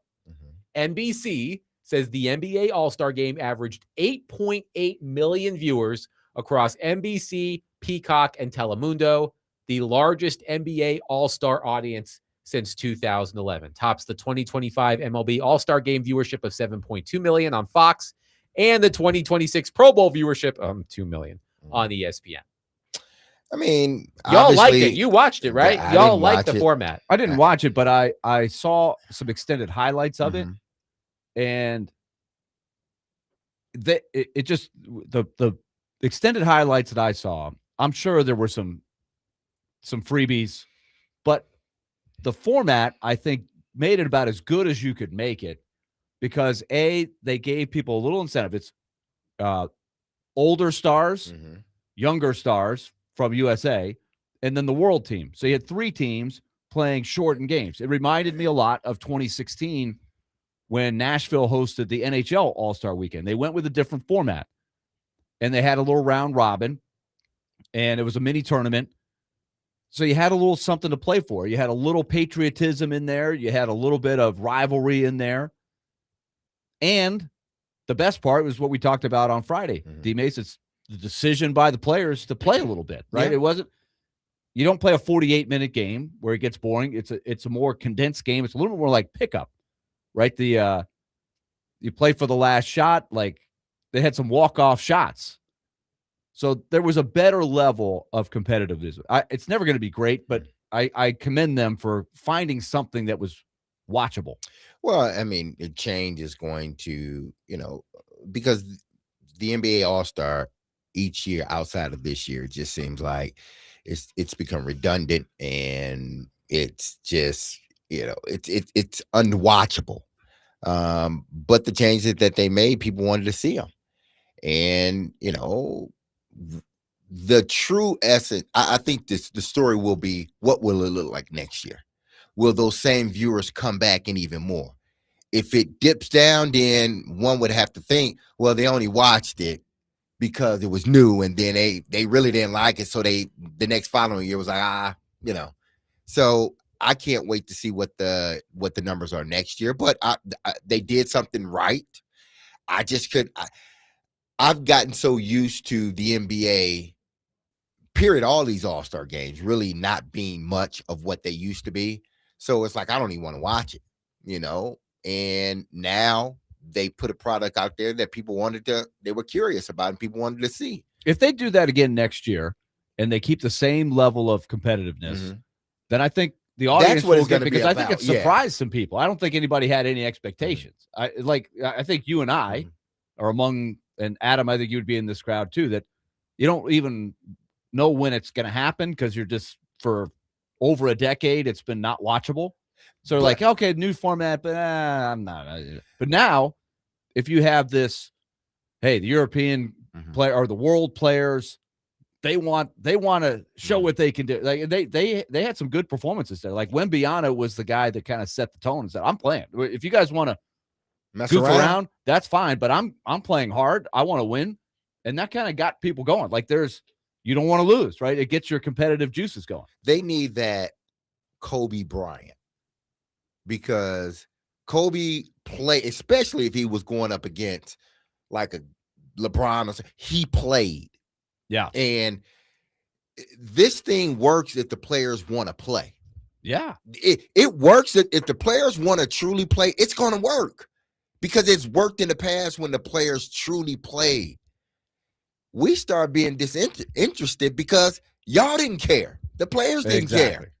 So if y'all show the fan base y'all care and y'all going to grind it out, then people are going to watch. But if they tune in next year and it's it's like they're going to tune. It's like, okay, that was 1 year. Now I'm not watching anymore. They got to figure this out. And the only people that can figure it out is the players. When y'all want to play, people watch. When y'all don't want to play, ain't nobody going to watch. Philip says the next change they have to make is getting rid of the dunk contest. It was atrocious this year. Yeah, there's only so they have to incorporate the 1v1 line the Unrivaled League is doing. I am not familiar with what the Unrivaled League is doing. Isn't that like it's a one-on-one? I think that's what he's referring to, if I'm not mistaken. And I would almost like to see what the Big Three does. Just 3-on-3. If y'all want to make it like, 3-on-3, get some of the older dudes that just now retired. Maybe you can't do that because now they may sue you, so you can't do that. It appears the Unrivaled League has a one-on-one tournament. Okay, now I understand. you do that one-on-one. I think they used to have it back when I was real young. They used to have an ongoing one-on-one tournament, and it all there's a million different ways you can play one-on-one. You could set rules. You know how you do it, Willie? 3 dribble rule or something like that. When you stay on the court. Yeah. Get you a team of 3 or 4. Yeah. You win, you stay on the court. Score, you stay in. Score, you stay in. Yeah. People get, because they don't want to leave the court. Yeah. Hear me out. There's ways you could do it that would be, if you could get the competitive juices going, and I don't think you're going to have injury issues in one-on-one. You confine it to certain area of the court. You can't dribble all over the place, not full court. Exactly. Right? So you should be able to get a good one-on-one game going. One texter says, I was watching curling like a real man. Nice. Hey, we have curling on in the studio right now. We're watching it too. The U.S. versus Italy. I don't understand curling, but Me either. But all I know is Italy hit dead center. That's all I know. And only one team scores. There you go. On each round. I've picked up the basics. That's about all I can tell you. And look at that form. Look at that remember form. We had I can't tell you whether have you seen the controversy or not. Canada cheating. You saw that, right? Where the How guy can you cheating curling against Sweden, right? Yeah, and they called him out, and it was on microphone. And the Canadian guys, I didn't do that, and they're like, "It's on tape." I didn't do that. He said, "I'll show you the tape after the Flag. game." And that guy was right. What did he do? Well, once you release the rock, right, you have to let it go. The Canadian guy was letting it go and then moving his finger out and just flipping it, getting a little extra spin on it. Just a little extra spin. It's hard to see, but once you release it to the line, you can't do that. And the Swedes caught him. They said, "Put the camera right on." It's like put the camera right along the line, and they had it. So I don't know what the penalty was, but the poor Canadian guy was like, "I didn't do that. I haven't done it once." Like, well, I'll show you. I'll show you the tape. Is that you? There was also some colorful language in there as well. There was some colorful language, Yes. and there's been some spectacular memes of the guy giving the little extra finger spin on all the other sports, like tapping in a puck that goes into a net for hockey, tripping a figure skater. I mean, there's been a lot. With AI, you can do all this stuff now. It is really funny. 615-737-1025. Teron Davenport will join us coming up next. We'll get back into the Titans branding redesign and more with our friend Teron Davenport. 615-737-1025. We are broadcasting from the Busy Bee Plumbing, Heating, and Air Conditioning Game Nashville Studios, home of the $99 yearly Beehive membership, where the buzz is always about great service.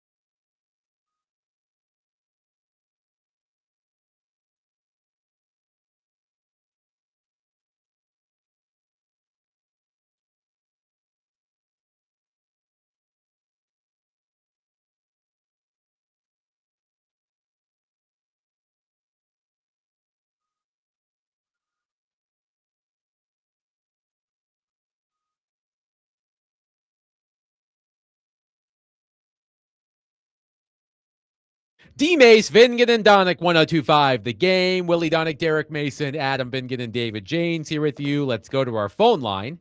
driven by Wilson County, Hyundai.com, and welcoming our friend Teron Davenport, ESPN, NFL Nation Titans reporter, who is fueled by Parman Energy. Visit ParmanEnergy.com, your one-stop petroleum solution. Hi, TD. How are you?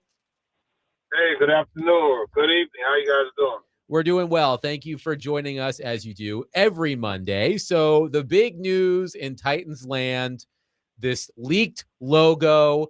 There has been reporting about the Titans moving toward maybe a more Oilers-esque uniform setup.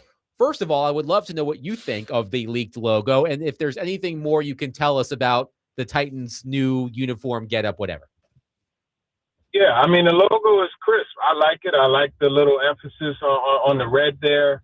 I do think it is not the same without the flames. I like the flames on there. That just gives it a nice touch. But as far as what's going on with the uniforms, I haven't heard anything in regards to exactly how they're going to look. I did see a mock-up where they were going to have the all-white in the road side of things, and then the Love Your Blue in the home, which is pretty cool. And again, with the emphasis on the red. Derek has some strong feelings about this, and he'll tell you about them in just a moment. But I do want to ask you about free agency. So last week, we were discussing potential free agents who the Titans could target. And we noticed on PFF, they had an article about the best landing spots for the top wide receivers on the market. And the author of that story suggested that Alec Pierce would be a great fit in Tennessee. Do you see a match between the two of them? I think there's a match in that they like to run the play action and get vertical. I think that is a match. He would kind of play that Gabe Davis role when you look at the Bills in 2020, 2021 under Daboll. So there's a match, but apparently you didn't read my story. And my story had Wan'Dale Robinson as the best match because he's played for Daboll before, and he had 93 receptions in Daboll's scheme. And it also talked about how the Erhard Perkins scheme has always featured a slot receiver. We'll talk with Teron Davenport, ESPN reporter for the Titans. Now, Teron, I will get to the jerseys in a minute, but recently, Tyreek Hill and Bradley Chubb have been released. Now, Tyreek Hill is still recovering from his injury, I'm sure. Bradley Chubb is a year removed from his injury. Are those two potential guys the Titans could be looking toward? One, Tyreek Hill signed him a one-year deal, low contract, just to bring him in, and then Bradley Chubb sort of in that sort of form as well. There's a possibility with Chubb. I think when you look at what he brings to the table, the 8.5 sacks. I think you look at him as a guy that can kind of play that Nick Bosa role in Robert Saleh's defense. So, yeah, I think that's something. But Tyreek Hill, I would be very, very surprised if they even thought to approach that. I would be surprised if anybody jumps on that train within the next couple of weeks. I think he might be around for a bit, and hopefully for his sake, he does find some place. Now we're going to get into the whole jersey, and I've said this: if I'm basing my opinions on what's been put out there now, if it comes out and the jerseys are not like that, then I have the right to change the way I feel. But from what has been floated out there, seems like the powder blue will be the dominant color and only color, really, and it will look more of an homage to the Houston Oilers than anything that could resemble the Tennessee Titans. And I'm talking about the navy blue. If the navy blue isn't a predominant color within that color scheme, I think you're taking away a part of the team that got you to the Super Bowl. Guys that play really good football in that color scheme. And now you're potentially going away from all of it so you can be more so of an Oiler than anything. And I get the whole, wanting the blue to be in there. I understand that. But if you're a Titan fan, a Tennessee Titan fan, your year started in 99 when it was a two-tone blue. I'm with you. I think you do have to have a degree of navy in there again, like you mentioned, to pay homage to the actual Titans, right? Not the Oilers, the actual Titans. And the uniforms that you guys wore, it had that Navy in it. So I'm with you 100% on that. Teron, just to clarify, is it known that they will take the Navy out completely, or do we think we'll still see some at least accents of the Navy? It's not known. It's not known, but I mean the leaks don't have any Navy in it, so right? They could have. Well. Yeah, that is interesting. So, Teron, as we get moving forward on this, Derek asked you about a couple of specific free agents. Anybody else on the radar that you think we're really looking? I was actually listening to a discussion about some guys that could get tagged as the franchise tag, and Kenneth Walker was one of them. Do you think Walker will end up hitting the market, or do you think the Seahawks will tag him? No, I think they're going to tag him and keep him. It would be crazy for them to let him go. You got Zach Charbonnet coming off a knee injury, a late knee injury at that. So I would be very surprised if they let him go. And do we assume that Pickens will get tagged by the Cowboys? Pickens, yeah, he's going to get tagged. That's for sure. And even if he didn't get tagged, I don't see them going. I don't think they would have went in that direction anyway. Are there any other free agents that are on your radar that we should be keeping an eye on? Yeah, I think you look at the cornerback position, Alontae Taylor is an ideal match. You look at the way he's able to jump routes. You look at his aggressive nature. You look at his ability to play zone. He's a guy that matches perfectly to what Robert Saleh wants out of his secondary guys. And I think, he and Tony Olden, Mark Emanuel, the DB coaches, specifically Olden, who coaches the corners, I think that would be a very good match. Greg Newsome also. He's a guy that I remember, at the draft that year, a few years back, they selected Caleb Farley, and he's the one that I wanted them to select. I thought he would be the selection, but he's a free agent. And then you look at getting back to the receiver side of things. Calvin Austin III, to me, is a guy that should warrant some consideration, and that's if they decide not to go the Wan'Dale Robinson direction. He's built for the slot position. He's a low 4-3 guy, so you get that vertical aspect as well. And I think that allows you to move Chim DK across the formation, because Chim, he could play Z, slot, as well as X. So now you've got him as your wild card with Ridley in the rotation. I think they should keep Ridley, and obviously Alec Ironman. Now, Chig Okonkwo, one, what do you think his market will be?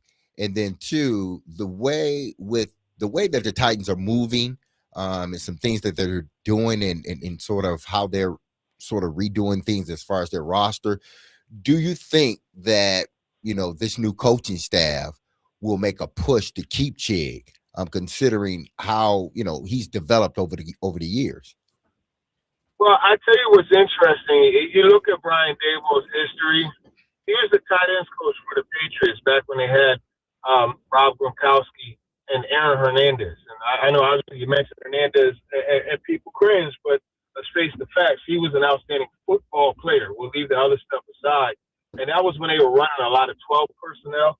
I think if obviously to a lesser degree, of course to a lesser degree, but with Gunnar Helm and Chig, I think you could work a lot of those things similar to what they did back in the day, with those two tight ends, with Chig playing that Aaron Hernandez role. So to me, that is an option. That's something that I would look at. But I think you also have to consider how Daboll would see him fit into the offense, whether or not he would want to, use that extra tight end frequently. Now, how do you think they see Alec? Because obviously, he developed over the season.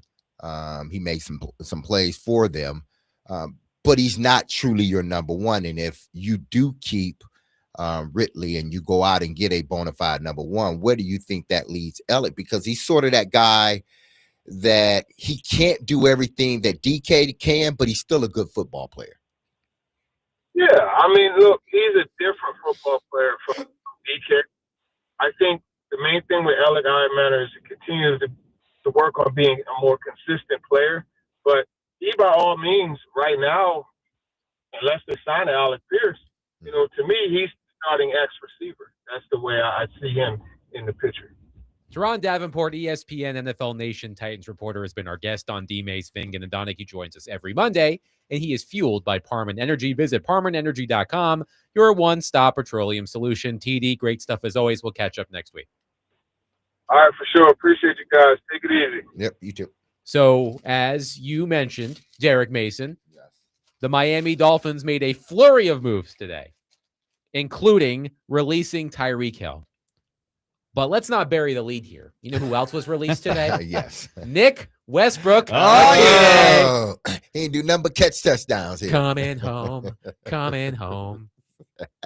You know who's really excited about that? Joe Rexroad. He There he loves is. Nick Westbrook. Hey, we have an opportunity to get him, Rex. Nick Westbrook-Akine. Let's see how he did in Miami. He didn't do Obviously too good. not well. Yeah, he didn't do too good, man. Who thought he would regress so much means he'll after be all cheap. of those touchdowns? Yeah. All right. If this is right, he had 11 catches last season. That's it. Yeah, it's right. It's absolutely right. 11 catches for 89 yards and 0 touchdowns. Mhm. Yikes. Was that in the game, and then he didn't play no more during the season? Coming off of a 9 touchdown season with It's the an Tennessee aberration. Titans in That was just a 2024. flash in the But he pan only right caught there. 11 passes that year, too. Yeah. I'm just kidding. He caught 32. Not many more. No. His Oh, touchdown man. per catch was about as high as you can get. Yes. Yeah. So let's not bury the lead here. It's not Tyreek Hill. It's Nick Westbrook-Akine. But let's talk about Tyreek Hill. He's not the same player he once was. We know that at his peak, he was the fastest player in the NFL, right? He was the best receiver in the NFL. Best receiver, fastest receiver, all of those things. But he's been dealing with some significant injuries. How old is Tyreek Hill at this point? He is 20. No, he's got to be 30 something now. 32, 31, Yeah. 32. Well, he's been in the NFL, what, 10 years, 9 years, somewhere around there? I don't see a match with the Yeah, I Tennessee don't. Titans, but I am wondering what the market will be on Tyreek Hill. He actually turns 32 on March 1st, so Oh, it's almost okay. his birthday. All right. Well, I mean, is he, explosive? Well, he was explosive, yes. But, those injuries that because he was beat up and then he has this season ending injury, will he come back, with the same speed? Will he be the same receiver? He's one of those guys. He probably should have never left Kansas City, honestly, even though he did have some good years with the Dolphins. I just think they used him in a different way that the Dolphins did. And he had a better team around him in Kansas City. He had back-to-back 1,700-yard seasons in 2022 and 2023. And by the way, he dislocated his left knee, Ooh, tore multiple ligaments in his knee, including his ACL. yeah, that's more than that.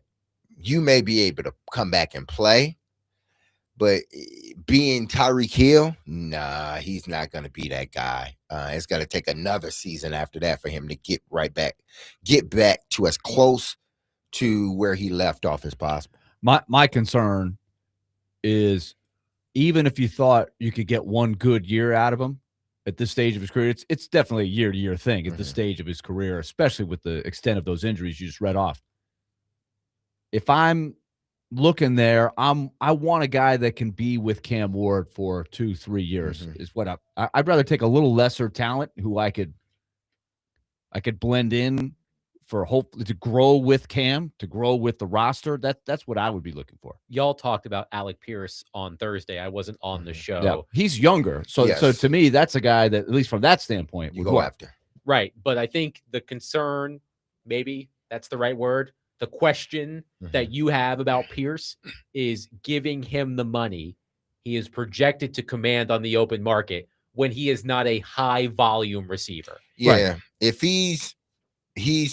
can he be a bona fide number one? Can he be that guy? Can he be a every play guy? Because it seems like he was just a big play guy. The Titans need somebody. Arguably the best. Yeah, big he play was guy. the best big play guy out there. But that's why I talk about Tyreek Hill. Tyreek Hill was a big play guy, but he also was an every down guy. And every play guy you can get, he could take a slant, whatever. That was him. And a lot of his didn't come, catching the ball after he's already ran 30 yards. No, he would catch a slant and take it to the house. My fear would be you get Alec Pierce, even though I think he would be a good fit, and you try to make him the number one when he's really not a number one. He's a big play guy, but is he your number? Because your number one guy has to be a guy that can get it done all the time. And I don't mean put up big numbers, but the catches and doing the dirty work. He seemed like a deep threat guy, and there's nothing wrong with that, and the Titans can use that.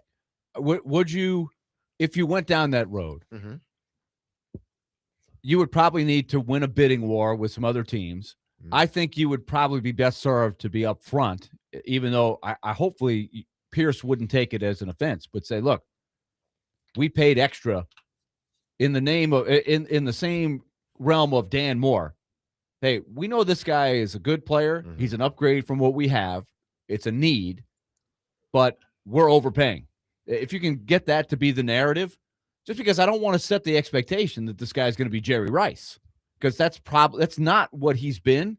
He's very good at what he does, but those aren't number one receiver numbers. But he's going to get paid like one by somebody. Okay. Pierce's, sorry, Derek. Mhm. Pierce's 84 targets last season were fourth on the Colts among pass catchers. Tyler Warren, the tight end, at 112. Michael Pittman, 111. Josh Downs, 88. Alec Pierce, 84. So he was the fourth most targeted pass catcher on his own team.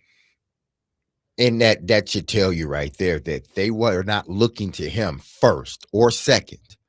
To me, do you want that big play every once in a while, or do you want an A.J. Brown that's going to get you those dirty plays and everything, but he's going to get you the big play too? But what's the going rate for a player like Pierce? I'm thinking of players who play similarly to him. Deep threats. How many targets they get, all of that stuff. I'm curious. You almost want to put him like Gabe Davis. Gabe Davis in Yep. a sense. Because Gabe Davis was a big play guy. Yes, he was. I don't think he averaged as many yards as Alec Pierce, but Gabe Davis was a guy that he wasn't targeted a lot, but he made big plays He for them. signed a 3-year, $39 million contract with the Jaguars, Well, who he's gonna released want, him yeah. after like a year and a half. He's going to want him to be. He's going to want it to be more, and rightfully so. I get it, but you don't want to, go in and pay him top receiver money, and then 2 years later you're looking to try to move him because he's not giving you those numbers. Because if you're paying him $30 million, you need to be getting 1,600 yards. You need to be leading my team in receiving, receptions, touchdowns. If you are a 1,600 yard guy, and I'm paying you that Ideally, much. but that's Ideally, a yeah. lot of times is not how Exactly. the free agency Absolutely works. You're right. That's the expectation, and so the fans get on those guys. Exactly. And it's like you shouldn't get on them because they are who they are. Like, Right. He's a not- 1,000-yard same guy he's receiver. always been. exactly. He's not going to change because you give him a couple extra dollars. 615-737-1025. We'll get back into the branding redesign conversation. I'm curious because a lot of you have opinions on this. If it were up to you, how would you redesign the Titans? 615-737-1025. We'll take your reaction coming up next. Willie Donick, Derek Mason, Adam Vingan, 1025 The Game.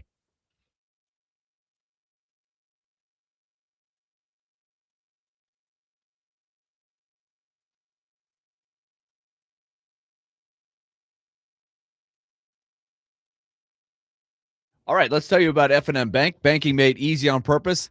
Donick flexing at the Take It to the Bank segment on Friday. 4-0, baby.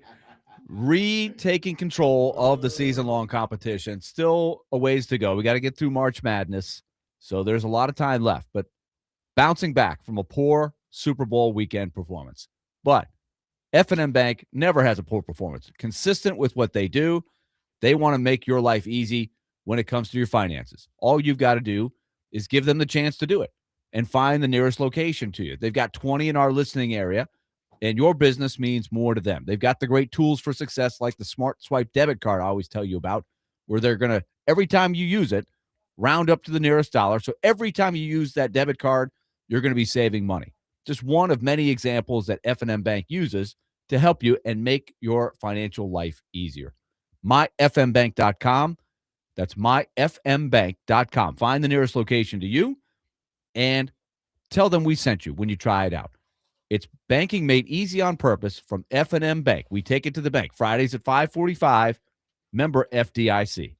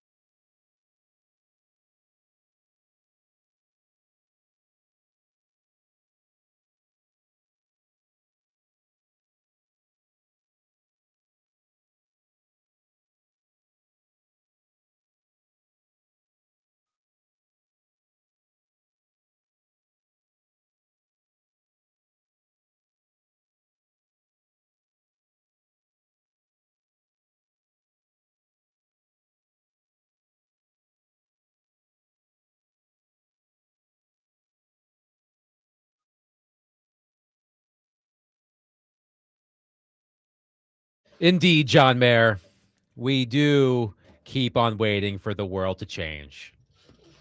and the Titans world is changing. The light blue is in, the navy blue is out, and so are the flames. And a lot of people have a lot of feelings about this. People don't like change. They don't like change. You may have made fun of the Titans logo for years. Look at that flaming thumbtack. But now that it could be on its way out, I love the thumbtack. You can't get rid of the thumbtack. It reminds me of when, and Derek, I think you'll appreciate this.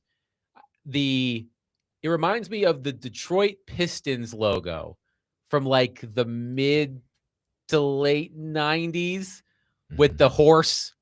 Yes. And the flames, and then they just changed it to Detroit Pistons.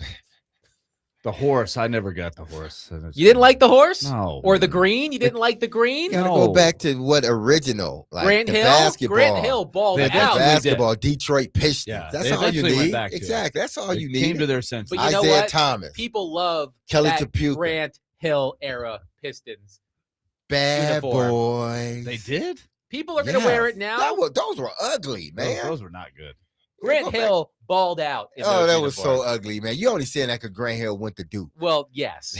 That's beside the point, okay? Those were some ugly jerseys. Look at this. Man. Look at this from Ain't Mitchell. nobody and Des. nobody Look at that. wears those Willie, teal things. come on. Look at that. Lame. Hey, Willie. Thank you, Willie. The only thing I think it's about different the colors. 90s is the Raptors logo and the Grizzlies. Yeah, they're like the Jacksonville Jaguars if they were a basketball team.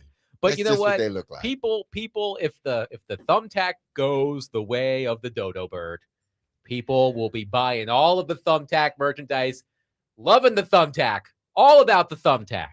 So I have noticed people just saying you can't change it, but I get it. People, one texter says people just want something to cry about. Cry baby Titans fans. It's not. Listen, it's not necessarily about change because you understand. Listen, it's inevitable. Change is going to happen. Some bigger than others. Some you hope that are for the good of the masses. But when you completely just withdraw or remove or erase a part of it, it's like, are you really changing it? You ain't. Yeah, in a sense, yeah, but you're taking away a part of, like, you're taking away the right arm or the left arm.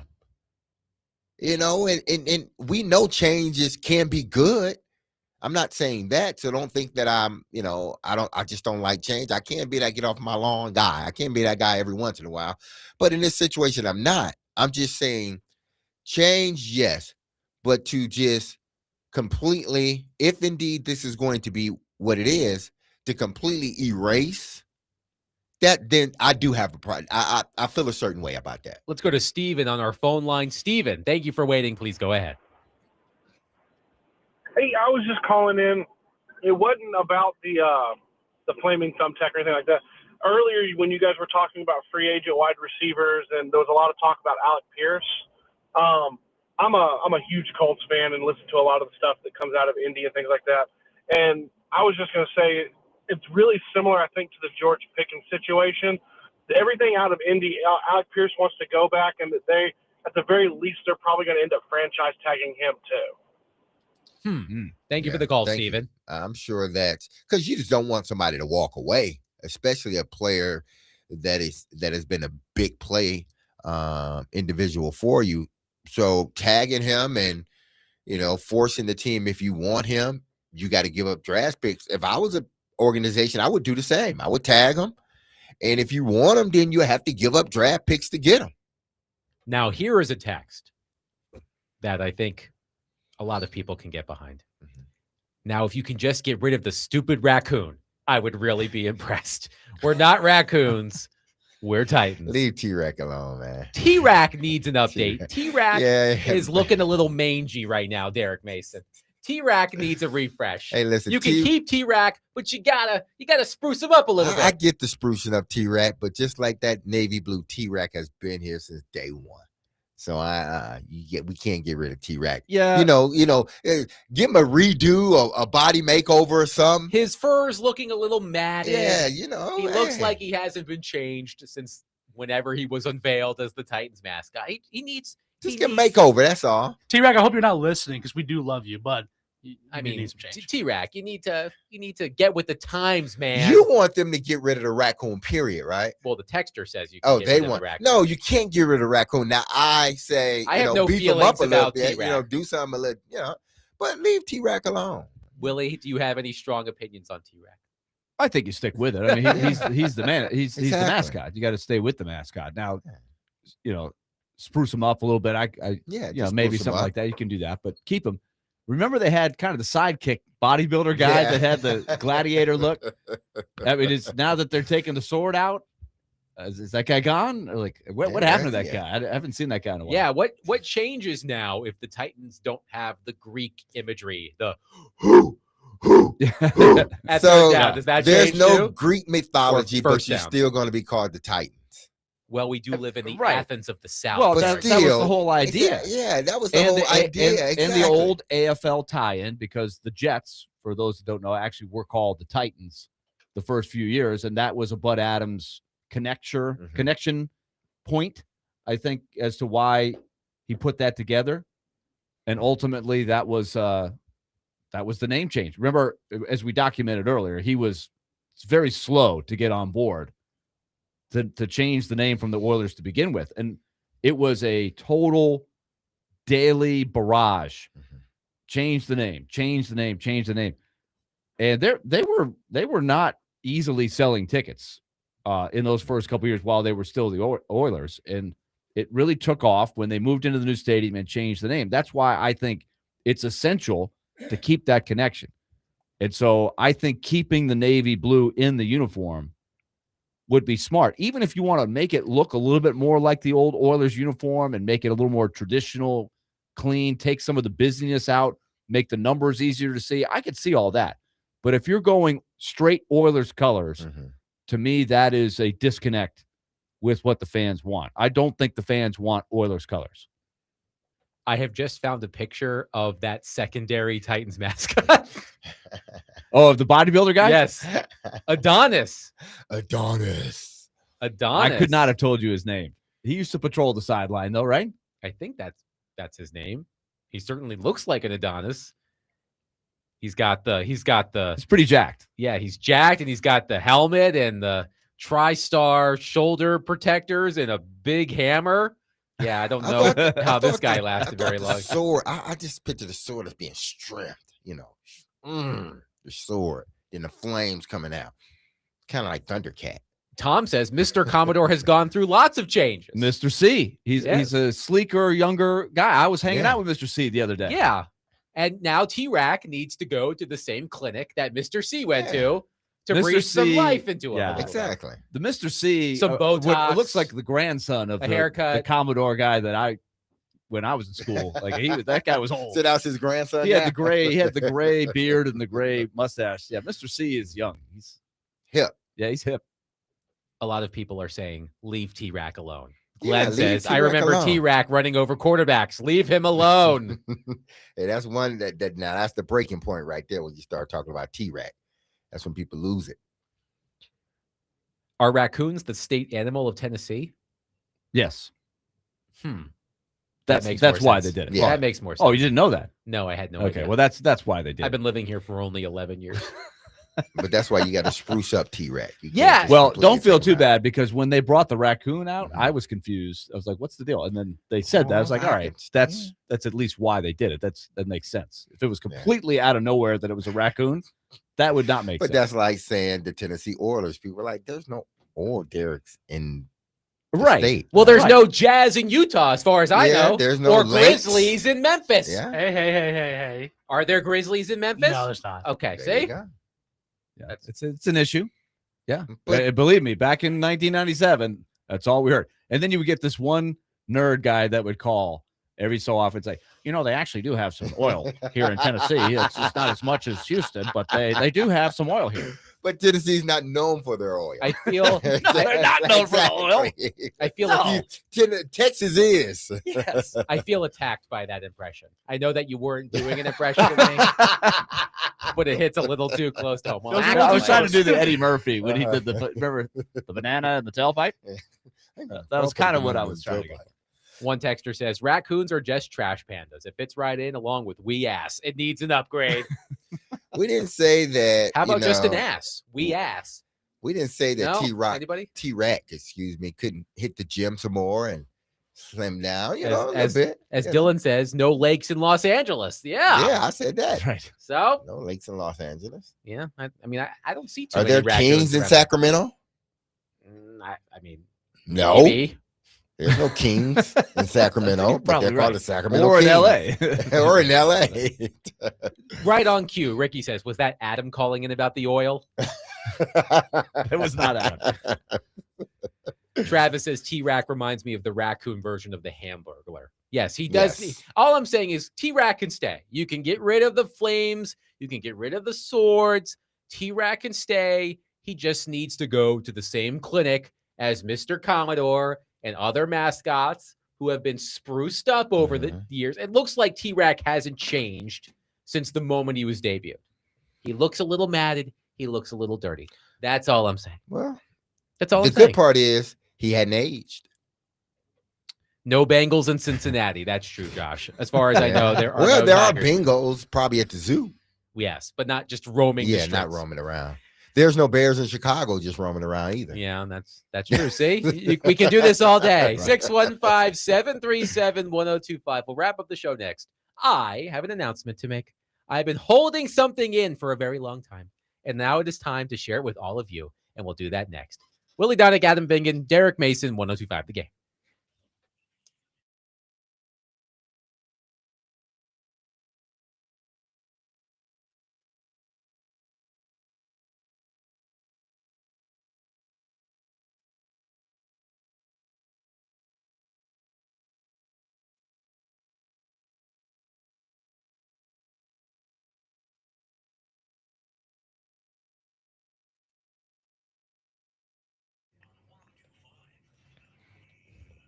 Hey, this is Derek Mason. If you injured yourself in a motorcycle accident, go to lawtigers.com for your free case evaluation. Even if your accident was months ago, you have nothing to lose by calling Law Tigers. Insurance companies want to pay out as little as possible, or frankly, nothing at all. But Law Tigers fights to get you the compensation you deserve, and they don't get paid until your case has been settled. Look, they understand how much your bike and gear means to you and will help you get it all repaired or better yet replaced. So call 1-800-LAW-TIGERS or visit lawtigers.com. Law Tigers is powered by Freeman and Fuson, and you can find them in Nashville at 2126 21st Ave South. And also do not forget, go to predatorsbike.com to enter to win a custom Nashville Predators Indian motorcycle signed by the entire team, courtesy of Law Tigers in Music City, Indian. That's Law Tigers, Tennessee's motorcycle lawyers.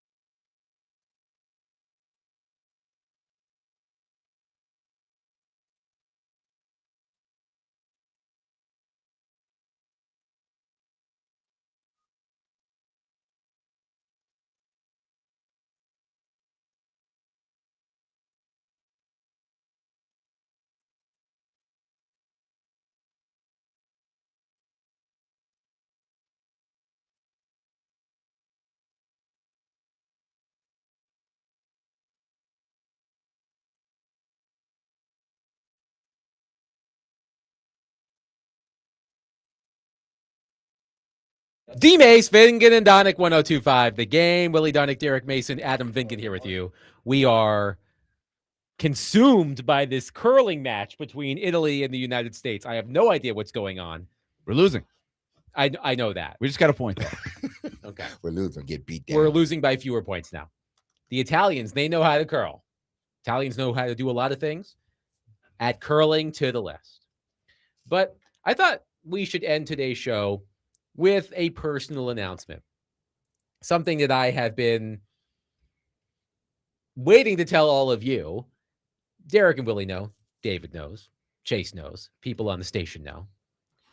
But my wife, Bridget, and I are expecting our second child, a little girl, and she's expected to arrive next Wednesday.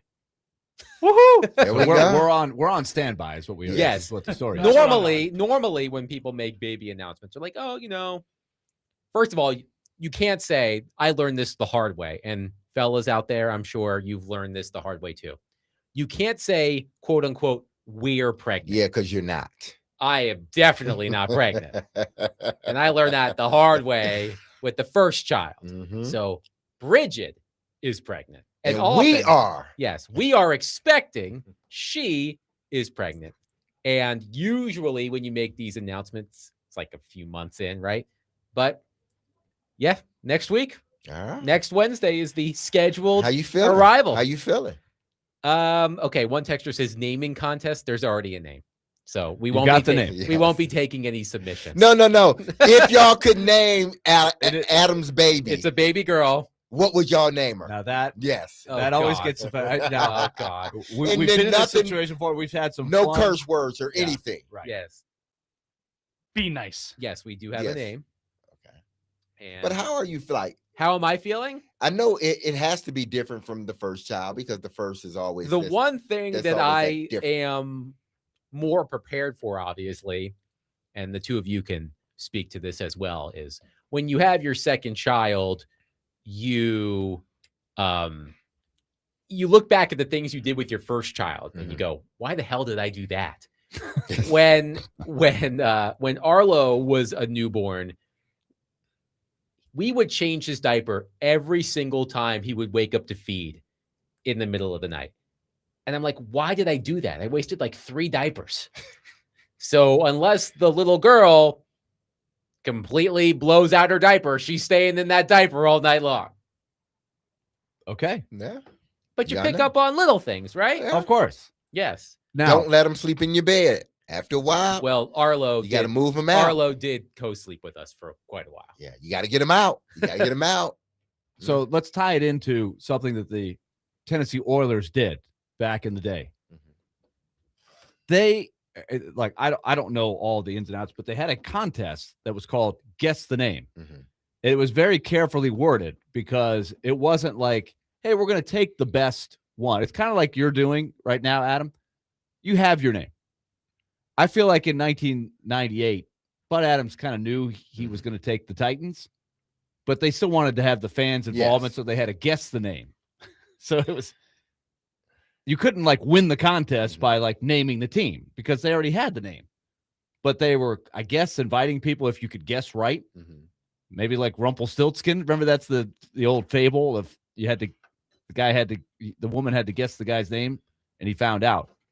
But So have you? have there been any submissions of guess the name on the text line yet? Yes. One texter says, do you like Adam Sandler movies with the same letter first and last name? Vicky Vingan, like Vicky Vicky. Is I it was Vicky thinking- I Valancourt? look at Vicky Vingan. Vicky Vingan. Yeah, okay, that has a nice ring to I it. was thinking Vivian Vingan.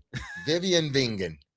Vicky Vingan. This is a great way to kill time on a road Yes. trip. The Predator Vivian people, Vingan. we've had Vivian. all kinds of fun with different people who are Mhm.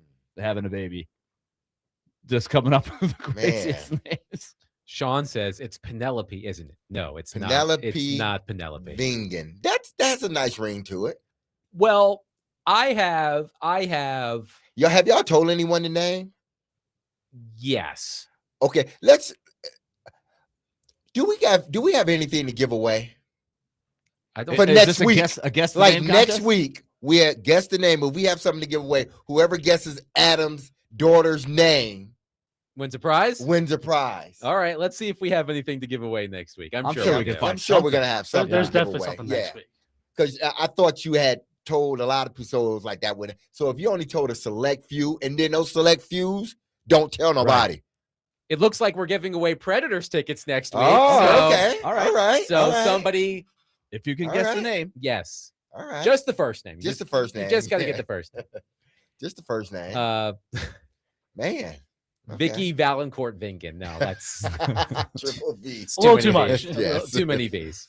Back in the day when the Titans had this, before they even announced that they were actually going to change the name, there was this movement of this group that was going for the Copperheads. And you would The not Tennessee believe how Copperheads. hard these guys pressed. First of all, they had no chance of actually getting it. Yeah. Like they wanted to copyright it and have Bud Adams like buy the idea from them. Like it was never going to happen. That didn't stop these guys.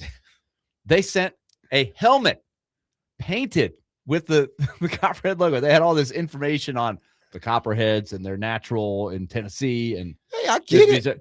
They I shot mean, their they sh- went They all took in. their shot. They man. drove us crazy. I got a name for the team.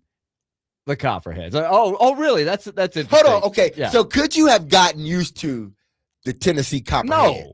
You couldn't have? No. It would have changed the color scheme, Copperheads. probably. No. Because I couldn't picture Copperhead blue, two-tone blue.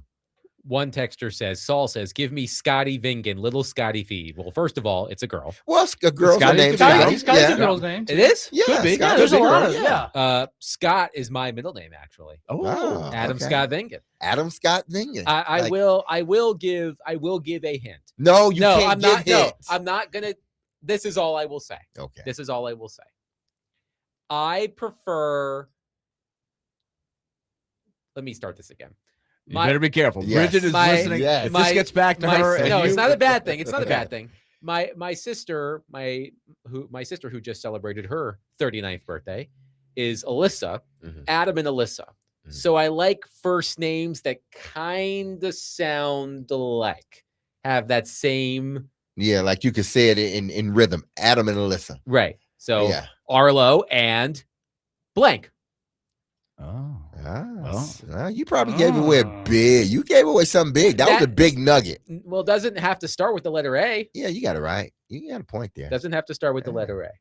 So we'll see. Yeah. We'll see if y'all can guess. But yes, I'm excited. Bridget is just ready to be done being pregnant. Yeah, she's excited that it's getting closer to the time where Yes. she can kind of get herself back, like her Yes. body can be back.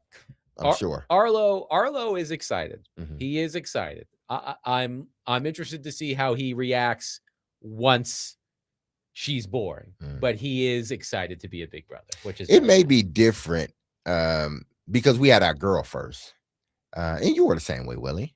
Yep. Yeah. We had our girl first, so when DJ was born, she couldn't wait. Like she was just like, oh yeah, like just like to her, he was like a little teddy bear, and she loved it. And they're great. They're best of friends right now, but he loved it. And I'm pretty sure, that's how Evie was. Yeah. So they're 3 years apart. How Uh-huh. far apart are you? Three, yeah. Yeah. Okay. Yeah, And 3 what's years. Arlo? Arlo is about to be 4.5. Okay. Okay, so there we go. So he'll be 4.5 years older than his little sister. So earlier today, my son did not have school today. It was a parent-teacher conference day. And one of his teachers, Miss Natalie, was so kind to buy a gift for Arlo's little sister. Arlo, like most 4-year-old boys, loves him some Spider-Man. So it was a ghost spider onesie sort of thing Mhm. for the little one. And all Arlo wanted to know is, can I have one too? He won matching pajamas, And man. I- There's and nothing I- wrong and- with And that. I said, you want one that looks like Spidey? He goes, no, I want a ghost spider one. I said, well, we'll see if they make them for 4-year-olds. But no, he's excited. I'm excited. But that's Everybody good. is excited. So yes, I wanted to share that with all of you. Mhm. And you know how it is if you are a parent. The due date is next Wednesday, but things can change in an instant. So it may not be next Wednesday. It may be this Wednesday. It may be Friday. It may be over the weekend. I don't know. So people submit your names. We do Submit have 'em. Guess the name. we do have some guesses, Okay. and none of them are right so far. Okay, can we read off some? Sure. One texter asks, "Is the name Harlow? Arlo and Harlow?"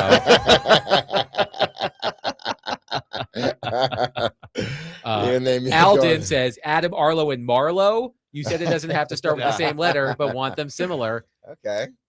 Shout out to Marlo Stanfield from The Wire. Yes. So let's see. Dre says Elena. No. Caleb Oh. says Aspen. Never been. One texter says Ophelia. For you Taylor Swift fans out there, Who is Ophelia? she has a song, "The Fate of Ophelia." Oh, Yes. The Lumineers, if you prefer, have a song called called Ophelia. Ophelia. Yeah, it's a good one. Okay, hold on a minute. No. Hold on. Oh. Wait, do we have somebody that got it? We may. Okay, hold on. I have to. Wait, I have, whoa. Hold on. I have to. Okay, multiple people have said Guthrie because Arlo Guthrie. Arlo Guthrie. That's old school. That is there. incorrect. Exactly. We do have one texter who has guessed correctly but has misspelled it. Oh, wow. That didn't take long at all. You got to spell Wow. it correctly. It has to be You correct. have to spell it correctly. We have one texter who has it correct, Uh-huh. but it is misspelled. But you have to spell it correctly. Yes. So you're jumping in. Yeah. No, No go. Got to spell it correctly. No go. Wow. So you're not That's gonna, like saying Derek, Okay, but so spell we it can't identify what it D-E-R-E-C-K. is. No, you can't say We're it. You not can't say it. right, You can't right, say it. No, we have somebody on our text line And there's a bunch of people that have been. who has the texted correct in. answer, but it is misspelled. Wow. So if That's that person, And you're shooting this person down? Yeah, you got to spell it right. You got to spell it right. I'm not spelling it like that on the birth exactly. certificate. Absolutely. But that is a great talent to guess the name of all the names. Still, you got to spell it right. One texter says Avery. That is incorrect. That's a nice name, though. Avery. It's a nice name. But so what? Because when they play Jeopardy, if you don't spell it right, it's wrong. That's right. On the Final Jeopardy? Yeah, you don't spell it right, it's Yeah, wrong. there's some bad penmanship there. too. Exactly. Dylan Gotta spell says it right. Dylan says Olivia. Olivia is incorrect. Olivia Vingan. Robert says Carly. That is also Carly incorrect. Vingan. There's somebody right now screaming in their car going, dang it. No, don't stop. I got it. Stop. I got Because it the right. person will know. The more names that person will know. But he Harlow hadn't is said- not the correct answer Yeah. for people guessing Harlow. It is not Yeah. Harlow. So That person's going to come back with a different spelling and get this thing. Well, I hope they do. we will continue this. If you think you got it right, text back with the correct spelling. Yes. Somebody on the text line has it correct, but misspelled it. So if that's you, think about it. Okay. That'll do it for us today. We will be back tomorrow at 3:00. We probably won't talk about football jerseys anymore. We'll talk about the people who wear the football jerseys, but excellent participation today on the Titans branding redesign. Y'all have a lot of feelings, and that's why we love you. You're passionate about your favorite teams.